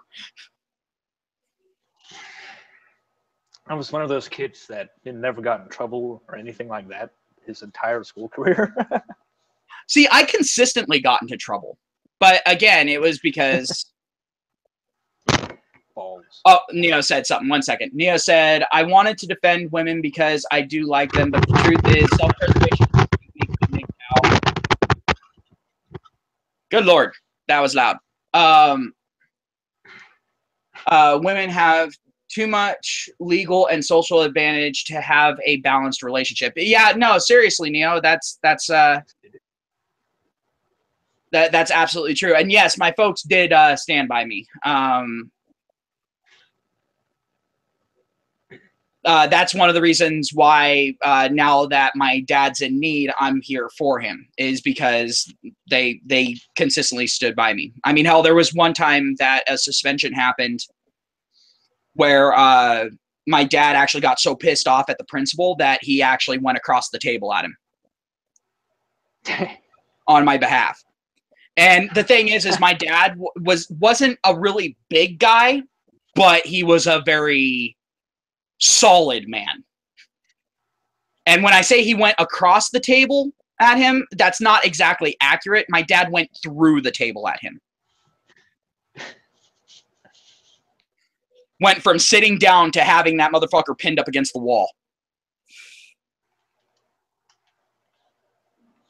But that was also because the principal, yeah, kind of crossed a couple of lines. But my family's also known for that on both sides, both on my father's side and on my mother's side. Like my grandmother, there was one time a suspension happened and she was there for it, and she went across the table at the principal.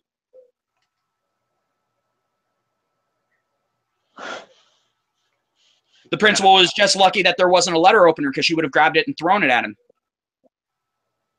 And she would have hit him.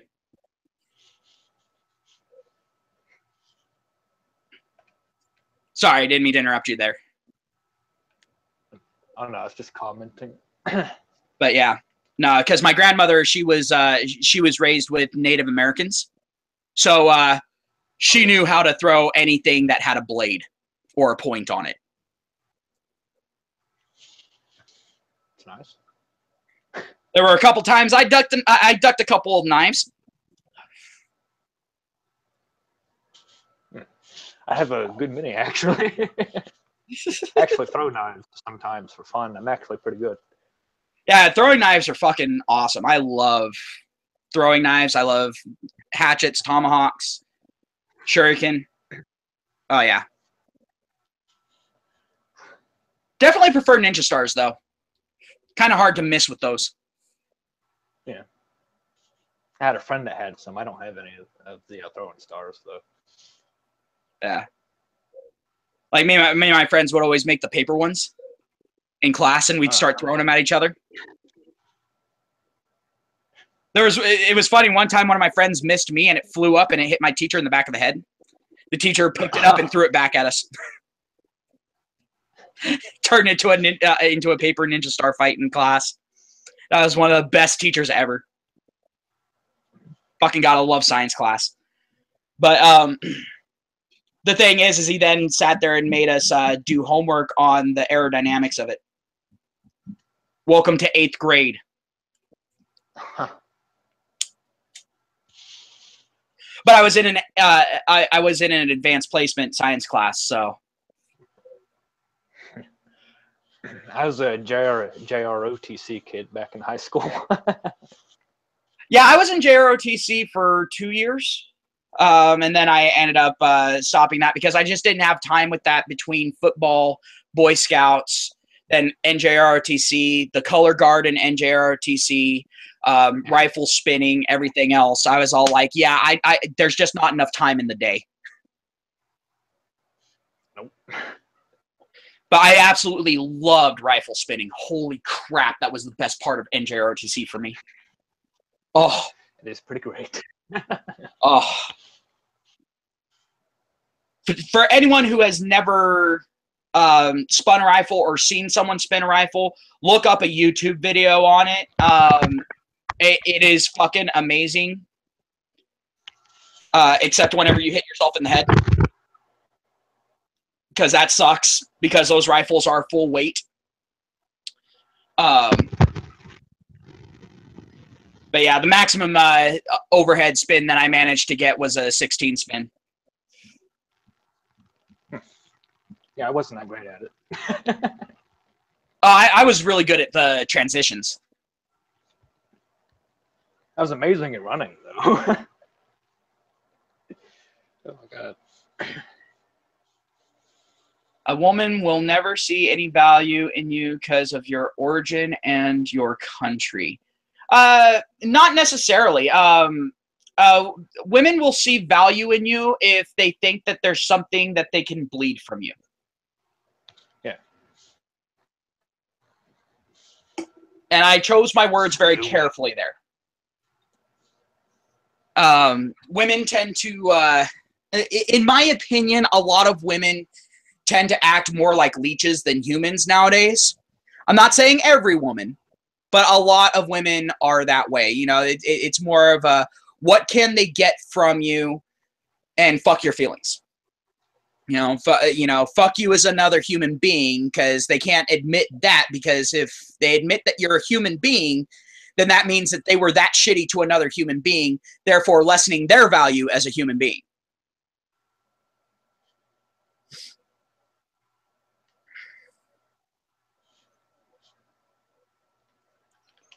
But yeah, no. In school, I got suspended a lot in grade school, and then the suspensions just straight up, flat out stopped in high school. The suspension stopped in high school because I was first string offense and defense lineman, and I was also first string special teams. So yeah, they didn't really suspend me because they didn't want their quarterback to get hammered. But then after that, the suspension stopped because I actually started consistently recording myself at school when I was transitioning from class to class, because I got into a lot of fights based off of mistaken identity. People always say I look like an average Joe, and it's true. I mean, I'm very nondescript. There's not a whole lot that really stands out about me. Well, I was a jock, and I was also a nerd. I was also a science Olympiad. Like I said, when I was in high school and even in grade school, I was a chameleon. I could basically fit into any social group within a couple of minutes. But I just figured that was just something natural. I figured everyone did that. I didn't understand why there were even cliques. I'm like, well, if everyone can get along with everyone, then why are there cliques? I actually had a really hard time understanding that a lot of people can't do that. And I guess that's where, that was one of my flaws in high school, was I figured that everyone was like me. And now that I look back on it, I'm all like, how much good could I have done if I had realized that not everyone was like me? How many bridges could I have built? You know? How many conflicts internally could I have ended with that?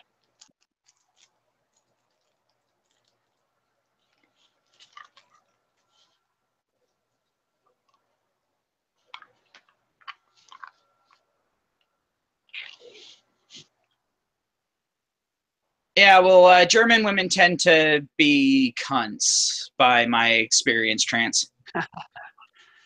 Yep. But they also tend to be some of the best at fucking. Anywho, but the thing is, you know, it's it's just one of those situations of like, what the reason why I didn't get suspended was because I also, you know, I actually had a phone recording. Like that was actually during the time when my family was actually not having any real issues. I'm from California in the U.S. But yeah, when I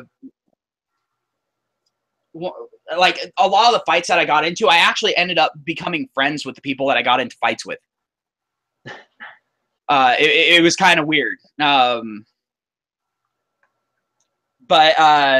I mean, there were a few of them where they were actually specifically going after me. A couple of them was because I had a reputation at school as the guy that wouldn't really fuck with you unless you fucked with him. But once you fucked with me, then all of a sudden you're on the ground bleeding.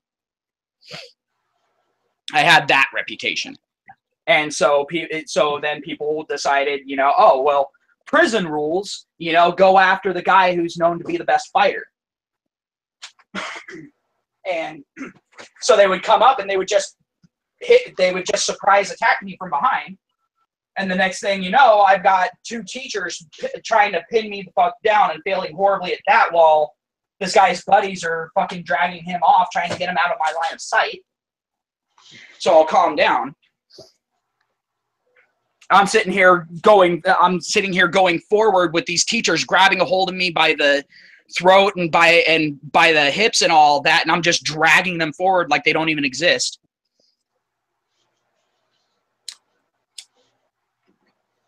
Because unfortunately, I'm one of those people, I'm like a pit bull. Once I start an attack, I don't stop. I'm one of those people that are like really hard to get a hold of, like very slippery. Oh, same here. I mean, I'm Italian, so I'm greasy as fuck. Yeah, I've got a lot of Italian too. But the thing is also at the same time, I'm not afraid to slip out of my clothing to get away from you, so I can come in for an attack. What the crap? Oh no, there was one time I got stripped down to my boxers during a fight. Like even no socks, no shoes. I had slipped out of all of them to get out of holds. You deserve a trophy for that. What was that? You deserve a trophy for that. But, I mean, I was just standing there in my boxers afterwards, just standing over the person. I'm all like, that's got to be the most terrifying fucking thing. A guy just kicked your ass, and he's now standing over you in nothing but his boxers. This big, furry, Indeed. You know, this big, furry Italian that's just sitting there, and you can just see the look in his eye as to whether or not he wants to stick his dick in your ass just to prove a point. Oh, shit.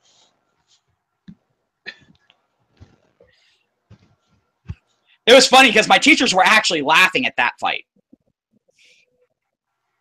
But that was because I had 3 people on me. And so my teachers were like, yeah, the odds are fairly even now. One-on-one, we've got to interfere with Joe.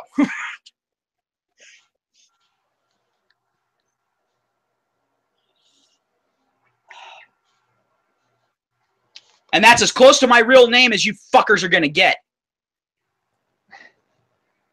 And if you know my name, shut up.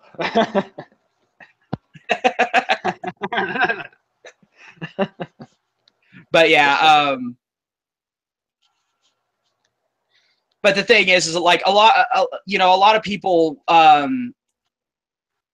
like one thing I've noticed, a lot of people actually, when you tell them that they have a choice, they kind of take it for granted, but then you notice them thinking about it over the next couple of days if they're someone that you regularly see. Like a lot of people don't really actually take into consideration that they have a choice. A lot of people have this kind of nihilistic attitude, like, well, life's just going to do what it's going to do to you and you can't do anything about it. That isn't true.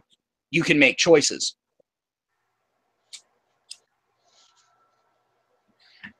And the thing is when you make choices, Yes, there are consequences, but consequences aren't always negative. There are positive consequences as well. Like me going MGTOW. Negative consequence. It weighs heavily on the wrist. Positive consequence. I don't have to worry about getting fucked over by a woman easily. Mm-hmm.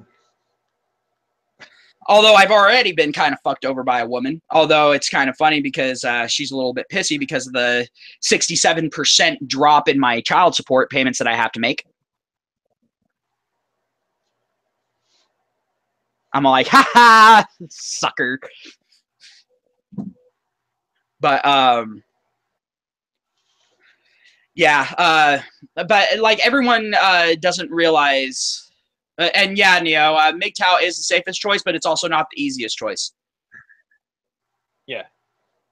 And that's the real shit part is when you have to inform people about that with MGTOW is that there's going to be some difficulty. Like I don't know how long you've been on my channel, man, but did you see the bachelorhood video that I made a while back? You're talking to me? Yeah, you. I'm pretty sure I have, but I don't remember it. Okay, fair enough. Yeah, I was just talking about the pros and the cons of confirmed bachelorhood.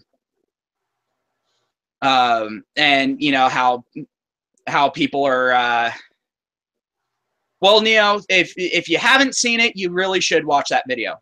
Shameless shilling right there. Give me some more watch time on my channel so my channel spreads like a virus. But yeah, I talked about you know how people are going to use shaming language and how people are going to go ahead and you know constantly berate you and you know say random shit. They're just going to give you as hard of a time as they can.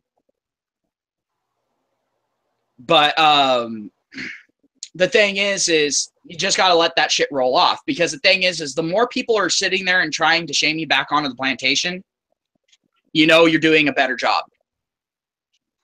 It's kind of like with being a troll. A few people that are in our chat right now know all about that.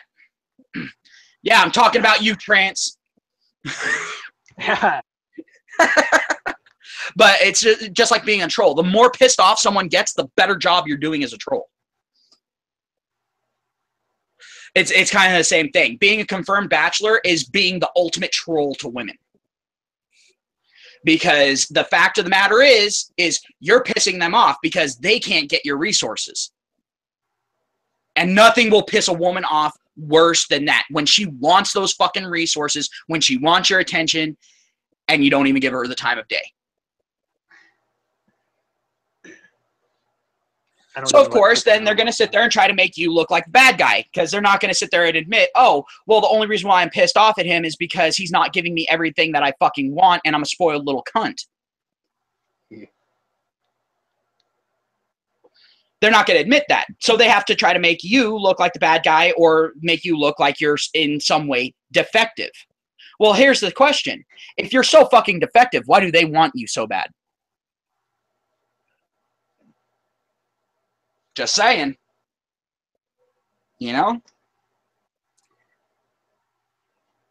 I mean, in all honesty, when people sit there and say that MGTOWs are defective, it's all like, well, then why are you so pissed off that they're exiting out of the pool? Why do you have such an issue with it if they're defective?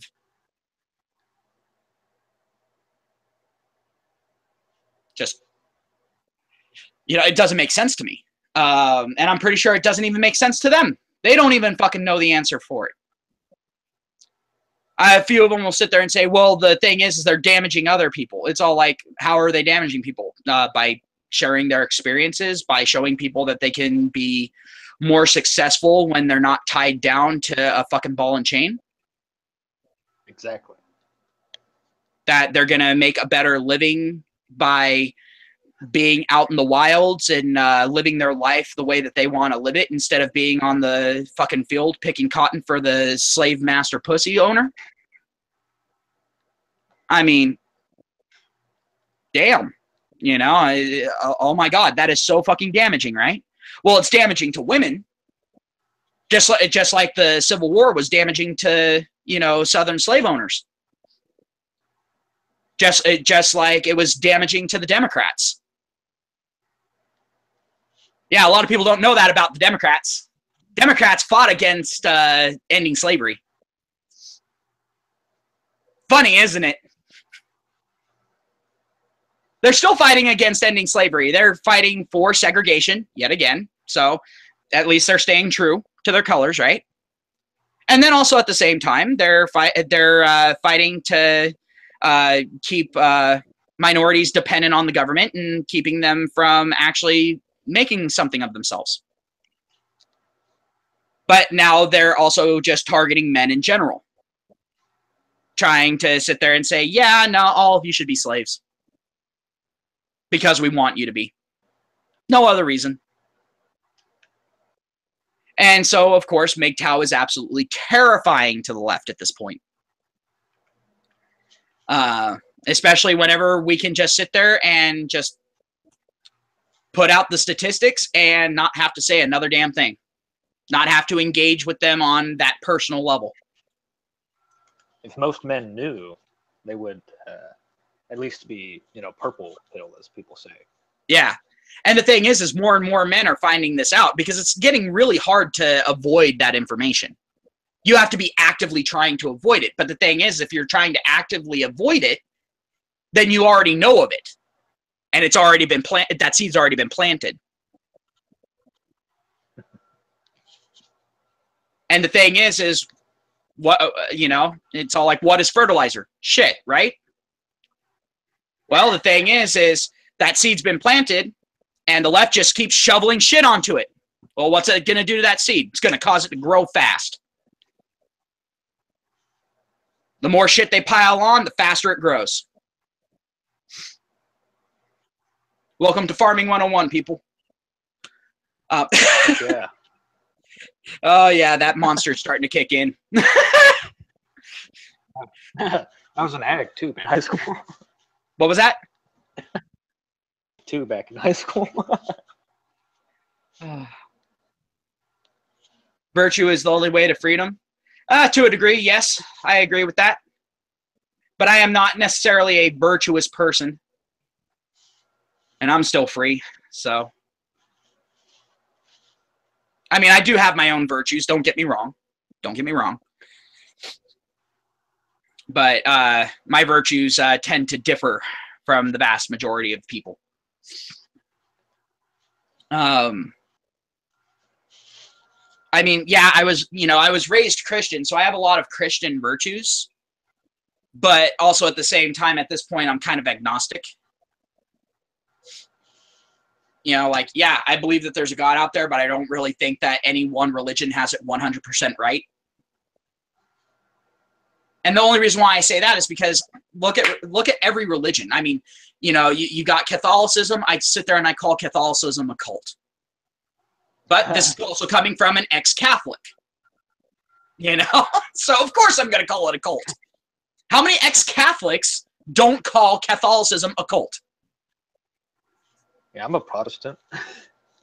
Yeah, there you go. But the thing is, I mean, honestly, take a look at all of the different, you know, take a look at all these different religions. Almost every last one of them has a lot of fucking politics in it. Like as far as that goes, you know, the hand of man is seen in every last one of these in a major fucking way. And so I'm like, yeah, you know what? I'm pretty sure a lot of this has gotten skewed over the years. Just saying. But I'm also one of those people, I'm a person of science. So at the same time, it's all like when I sit there and I look at science and all that, you know, I've constantly got atheists sitting there and saying, oh, well, if you believe in a God, you're an idiot. It's all like, well, you're also saying that the odds of this planet forming with the exact conditions that were needed for the amino acids to come together to form the first basis of life in a random, comprehensive manner, You said that you say that the odds of that are astronomical. It's all like, well, guess what? Those odds are about the same as there being an omnipresent God. So at best, you're at a stalemate.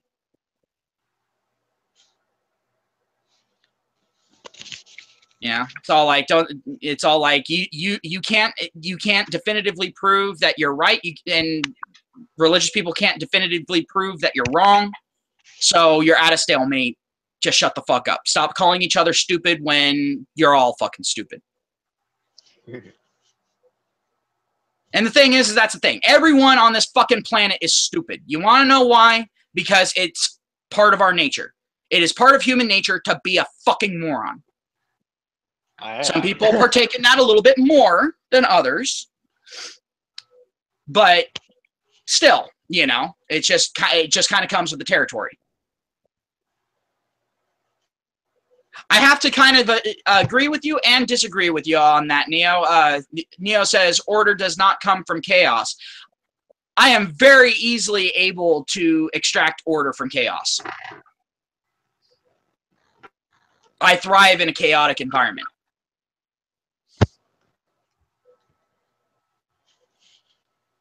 Who knows? Maybe I should go to a few free speech rallies. Nah, I won't go to a free speech rally because even though I agree with the people fighting for free speech and all that, I think I would be more of a damaging factor than a helpful factor. So I won't go. Because the thing is, I'm sorry, if someone comes up and fucking hits me randomly, especially someone wearing a fucking mask being a fucking coward, I'm going to take them down. Yeah, I'd kick his ass too. Oh, no, when I say take them down, I'm talking broken bones, dislocated joints. I mean, to the point where they're not going to be walking away from it. They're going to be taken out in a stretcher or a hearse, one of the two.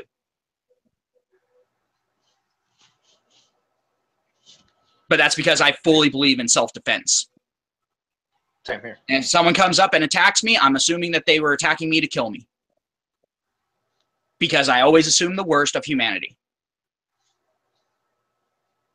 Especially terrorist groups like Antifa. And I can actively say that they are a terrorist group because there is one state that actually has acknowledged that they are a domestic terrorist group. Fucking amazing. That's good. Now the rest of the states need to get on board. I know California won't because, well, California is a libtard state. Let's just be honest. Yeah. And a lot of liberals get mad when I say libtard. And it's all like, I'm not saying that all liberals are retarded. I'm just saying that the vast majority are.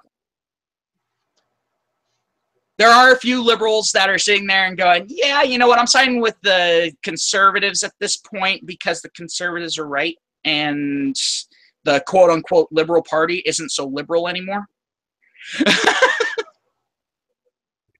They're the bonkers party. Antifa doesn't hate Germans, dude. Antifa just hates everyone. Antifa hates everyone that has an individual thought. Soros. There's your answer, Neo. Soros. And also, until recently, the Clinton Foundation.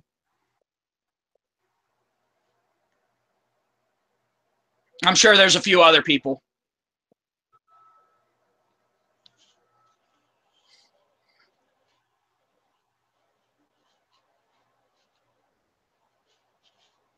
All right, what is IDK? Do you happen to know? I mean, wait, what do you mean? Well, Transgamer is saying that Antifa hates IDK. I don't know. That's what I'm thinking.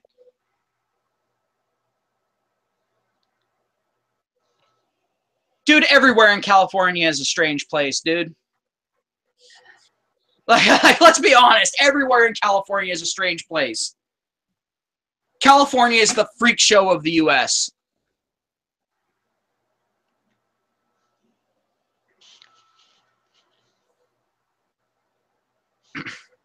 I mean, hell, just look at the Californian representative right now. There you go. Proof positive.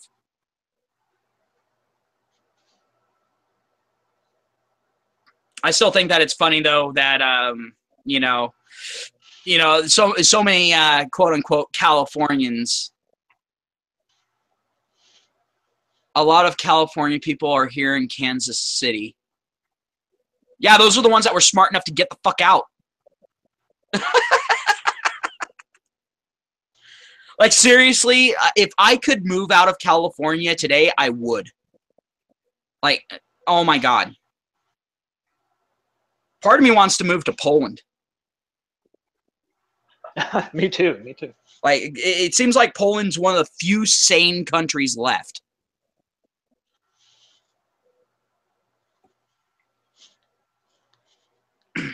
But I don't know if Poland would take me. Yeah, Neo, you definitely should be expecting a lot more because a lot of people are bailing out of California fast. Because California just seems hell-bent on running itself into the dirt. Not to mention it's looking at losing a lot of federal funding. So, yeah. And the thing is with the loss of federal funding, that means they're going to have to look for funding from somewhere else. And I'm thinking that a lot of that federal funding is going to be coming from a group called CARE. I don't know if you've heard of it before.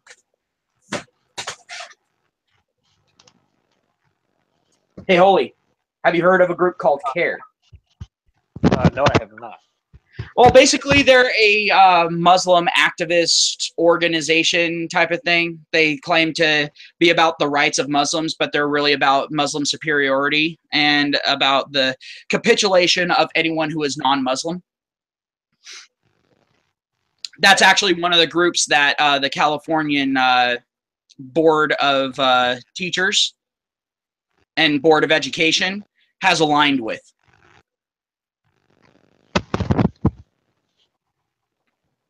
Hence, a lot of people that are in California are putting their kids into homeschooling, if it's at all possible for them. Because not only do you have to worry about social justice bullshit, but there's actually a couple of schools that in California that tried to force kids to say the line that makes it so that they convert over to Islam, where they're literally saying that they're denouncing the faith that they currently have to join Islam.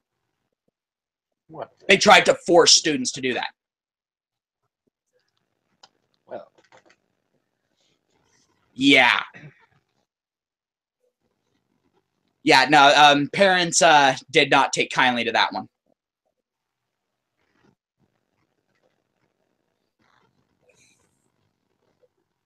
Well, figure it this way, Neo. The thing is the people that you're going to be getting there are probably going to be some of our best ones. You're not going to get really too many liberals because the liberals think that they're winning in California right now, so they're not going anywhere anytime soon. You notice I say they think that they're winning, even though the latest polls are showing the exact opposite of that. But we know how liberals deal with polls. If they're not dancing around them, they don't care. But, yeah. Yeah, I don't know if you're a liberal or not, dude. If you're a liberal, whatever. I'm not going to apologize. But I think that that's one of the weirdest things that I've ever heard was a liberal going MGTOW. huh. It's all like, how in the fuck do you reconcile that? That makes no fucking sense. Now, if they're a classic liberal, then I can see it. But if they're like a neoliberal, like the vast majority of liberals nowadays, no.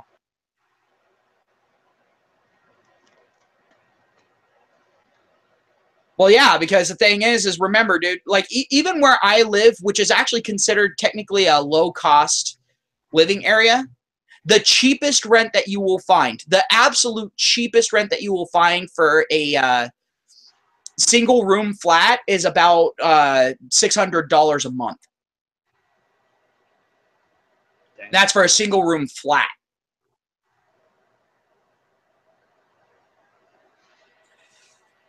If you're looking for an actual apartment, you're more along the lines of $700 to $800 a month.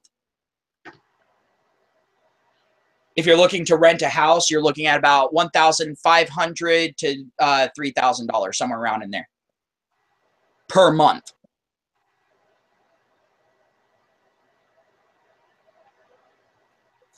It's fucking ridiculous, and that's not including your utilities and shit. So yeah. So when they go somewhere else where the utilities for the month are about $50, yeah, they're gonna have a lot of extra money because they're all like, "Oh, I'm used to spending this much." Well, that just freed up like 3/4 of my money. Like the thing is, if I was to move out to where Neo is, I guarantee you, there's two things that I would buy. One is a brand new computer, so I could go ahead and do higher quality videos and streaming and all that. And then the next thing that I would buy is a sex bot.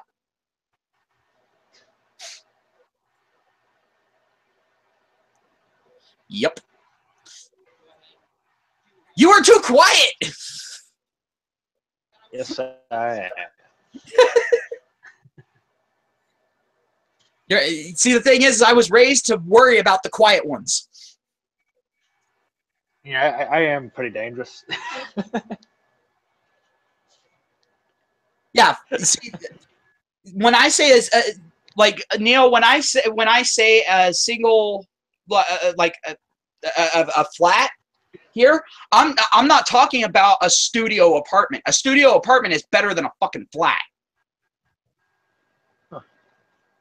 So the thing is for a good studio apartment here, you're looking at about $800 a month just for rent. That's not including the utilities. So yeah, they come out there and they're like, holy shit, it's cheap as fuck to live here. I can actually afford to eat every day. And then they get fat. Yeah, dude. Yeah. I'm not even fucking joking. It is ridiculous in California. And I'm in an area that's considered very affordable. And those are the prices in my area. Hell, down in LA or something like that, a little shitty studio apartment will cost you about $5,000 a month.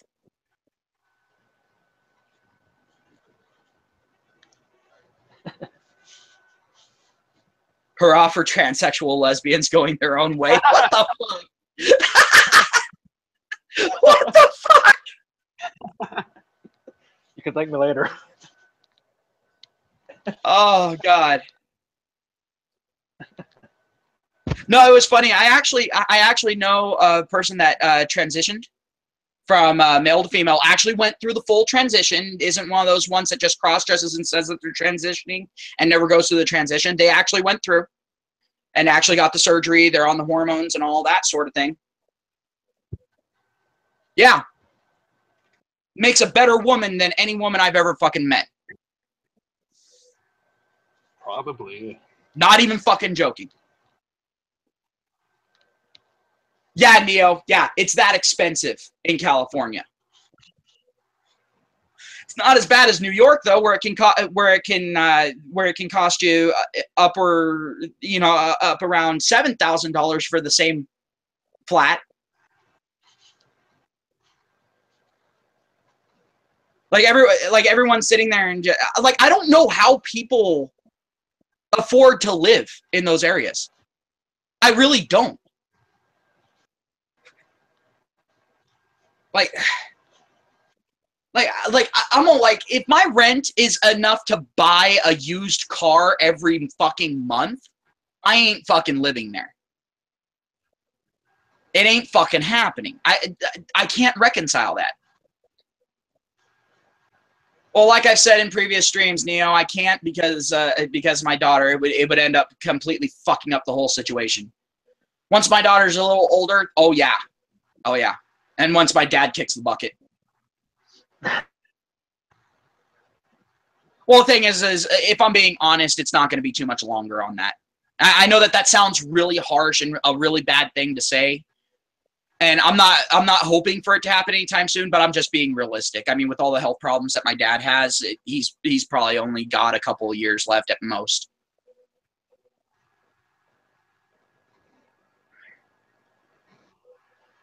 But yeah, yeah, my dad wouldn't survive a move. Not a move like that. But I also want to move somewhere where the temperature is actually a little more manageable. I'm one of those people, I prefer to be cold as opposed to too hot. Because I can always pile more clothes on, whereas you can only take off so much. The reason why my dad's health is so bad, he treated his body like a roller coaster when he was young.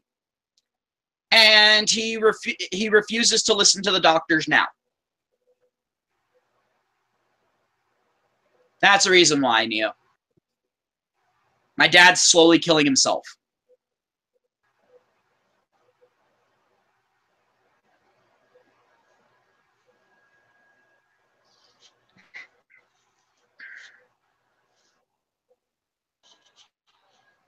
Because of all the snack bar.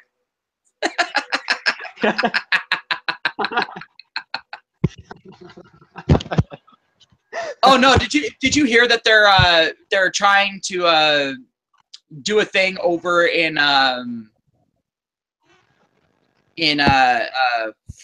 fuck, Hawaii, where they're trying to make it to where just living in Hawaii, just having residence there, you get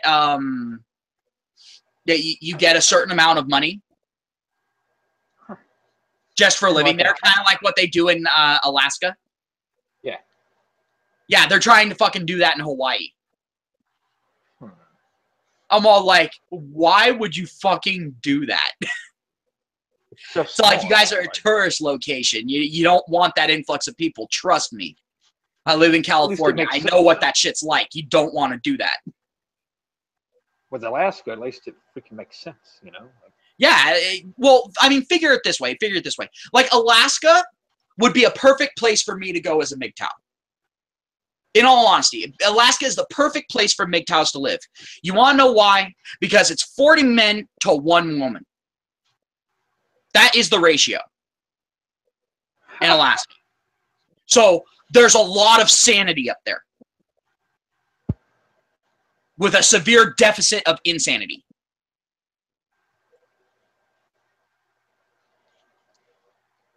But then also at the same time, well, guess what? It's nice and cold. I've already stated how I feel about weather.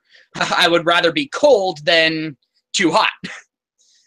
The only problem I would have is with the elongated days and nights. That would kind of fuck up my cycle a little bit. Actually, white nights really aren't a problem up there. Yeah, Neo. White nights actually aren't a problem up there. Because the thing is there's not really a whole lot of women for you to fuck with. So, I mean, white knights have to sit there and have you attacking a woman for them to activate. So, yeah. And the odds of you having to interact with a woman for any extended period of time are pretty slim.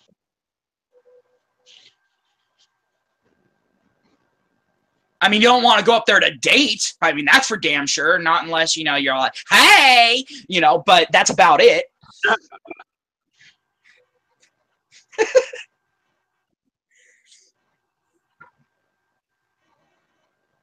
Oh, no, you throw me into a gay bar, I can fit right in. I've actually proven this. I proved this to my ex. We actually went to a gay bar. And I actually proved that I could fit in. Those people were completely convinced. There was one guy that thought he was actually going home with me. I'm like, yeah, no. Sorry. I'm like, no. Okay, time to turn off the signal. Yeah. I couldn't do that. Like, I burst into a laughter because my sense of humor is like, it's a little too good. Well, you see, the thing is you can burst into laughter and it's not out of place. There's actually a lot of laughter in gay bars. There actually is. It's actually a very happy place. I actually prefer to go to a gay bar than a straight bar. I really do. Gay bars are just so much more fun. And not to mention, gay bars are the only place that I can go to and get free drinks. Oh. Yeah, that's one thing that I didn't think about. Everyone always wants to booze up the bear. Huh. Yeah, I don't drink very much, so I would basically, like, I don't know. I'd probably, like, freaking pass out, and yeah. Yeah, see, with me, when I drink to get drunk. I'd probably wake up and with some gay dude, and he'd be like, "Are you awake?" Or like, I can't do a gay voice. Neo says a lot of single Christian men are mistaken for gay.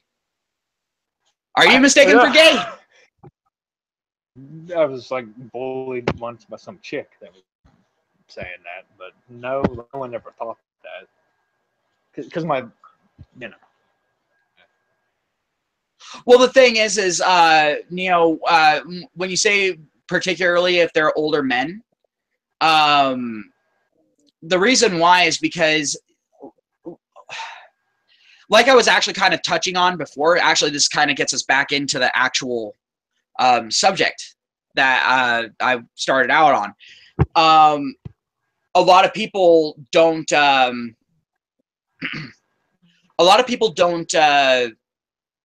really take into consideration that sometimes men just don't want to get married.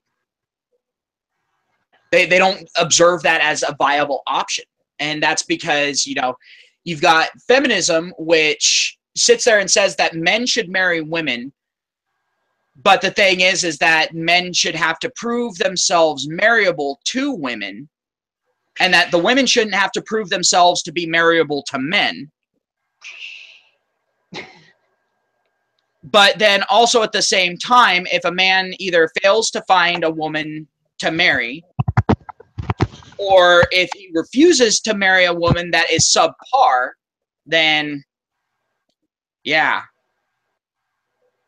you end up getting this situation where people will think that the person's gay, you know, and all that sort of thing. Which, like, people will sit there and question whether or not I'm gay. I mean, I don't help my case out because when they ask if I'm gay, I sit there and I usually fuck with them for a few days.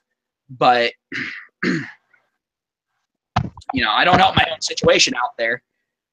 But the thing is like, when I see a single older guy, I don't think gay. I think smart. I'm all like, dude, this motherfucker's intelligent. This is someone I want to befriend.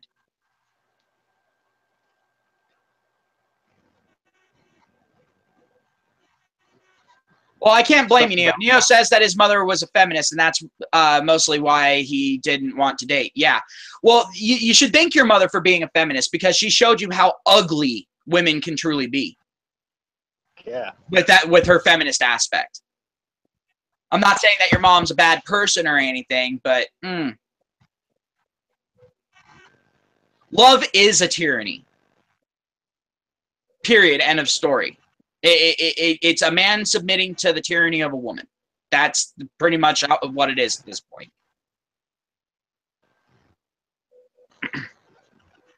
Listen to the songs. Chop Through the Heart. Tell me it does not fucking describe modern day women.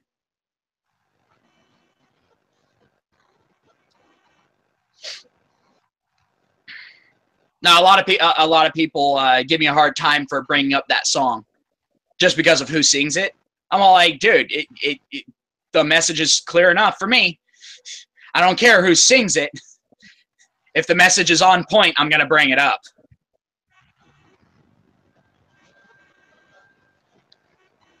Yeah, I have high values too, you know. White Widow, Same here. Orange Crush, Sticky Icky, Cindy 99. All those have values for me, and they get me high as fuck.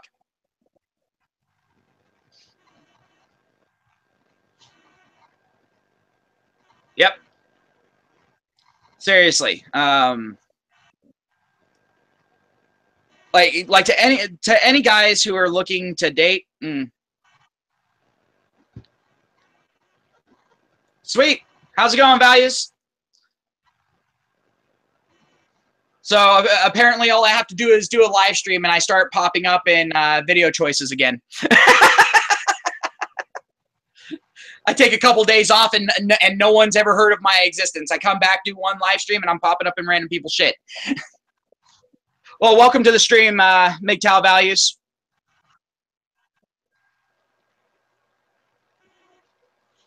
And yes, Neo, that is a very good song.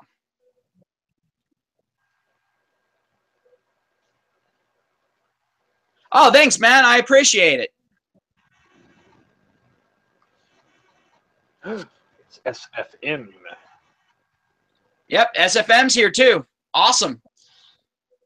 But yeah, I'm going to end up having to end the stream pretty soon, guys. Not exactly right now, but I'm going to have to end it pretty soon. I'm sorry, guys. It's not going to be an 8-hour stream. But I've got a couple things that I need to handle tonight before I go to sleep, and I actually have to get some sleep tonight. But, oh, you've been subbed to me for a while? All right, fair enough, fair enough. But yeah, just giving you all a warning, I'm probably going to be ending the stream a little bit sooner rather than later. But yeah, as far as, you know, letting others know that they have choices, let's go ahead and recap. Be prepared to have red pill rage targeted directly at you. Then also at the same time, be very, very, very prepared for explanations to be needed and for you to have to actually, you know, give some fucking proof of it. Because remember, a lot of people have a lot of people have had it set in their have had this gynocentrism set in their mind for a long fucking time. So the thing is it's really hard for them to go outside of that programming. So when you start messing with that programming, well, they're also programmed to defend the programming. So be prepared for that. Don't think it's going to be an easy task. And it's going to be one of those slow transitions. Very, very, very, very seldomly do people sit there and instantly come around to it. But I mean, it's unfair to ask people to instantly come around to it because, good Lord, I mean that, you know, that's asking them to reprogram, you know, over a decade of programming at the very least. So it's very, very difficult for people to do it, and it's kind of a process. I can tell you right now, it wasn't an easy process for me, and I was already resistant to a lot of the gynocentric programming as it was because of the way that my parents raised me. But the thing is it was even hard for me. So imagine someone who's had, let's say, a feminist mother or a feminist father, or both of their parents being feminist. It's going to be very difficult. You know, they're not going to be very accepting of it. So do keep that in mind. Suppository. What was that? Red suppository.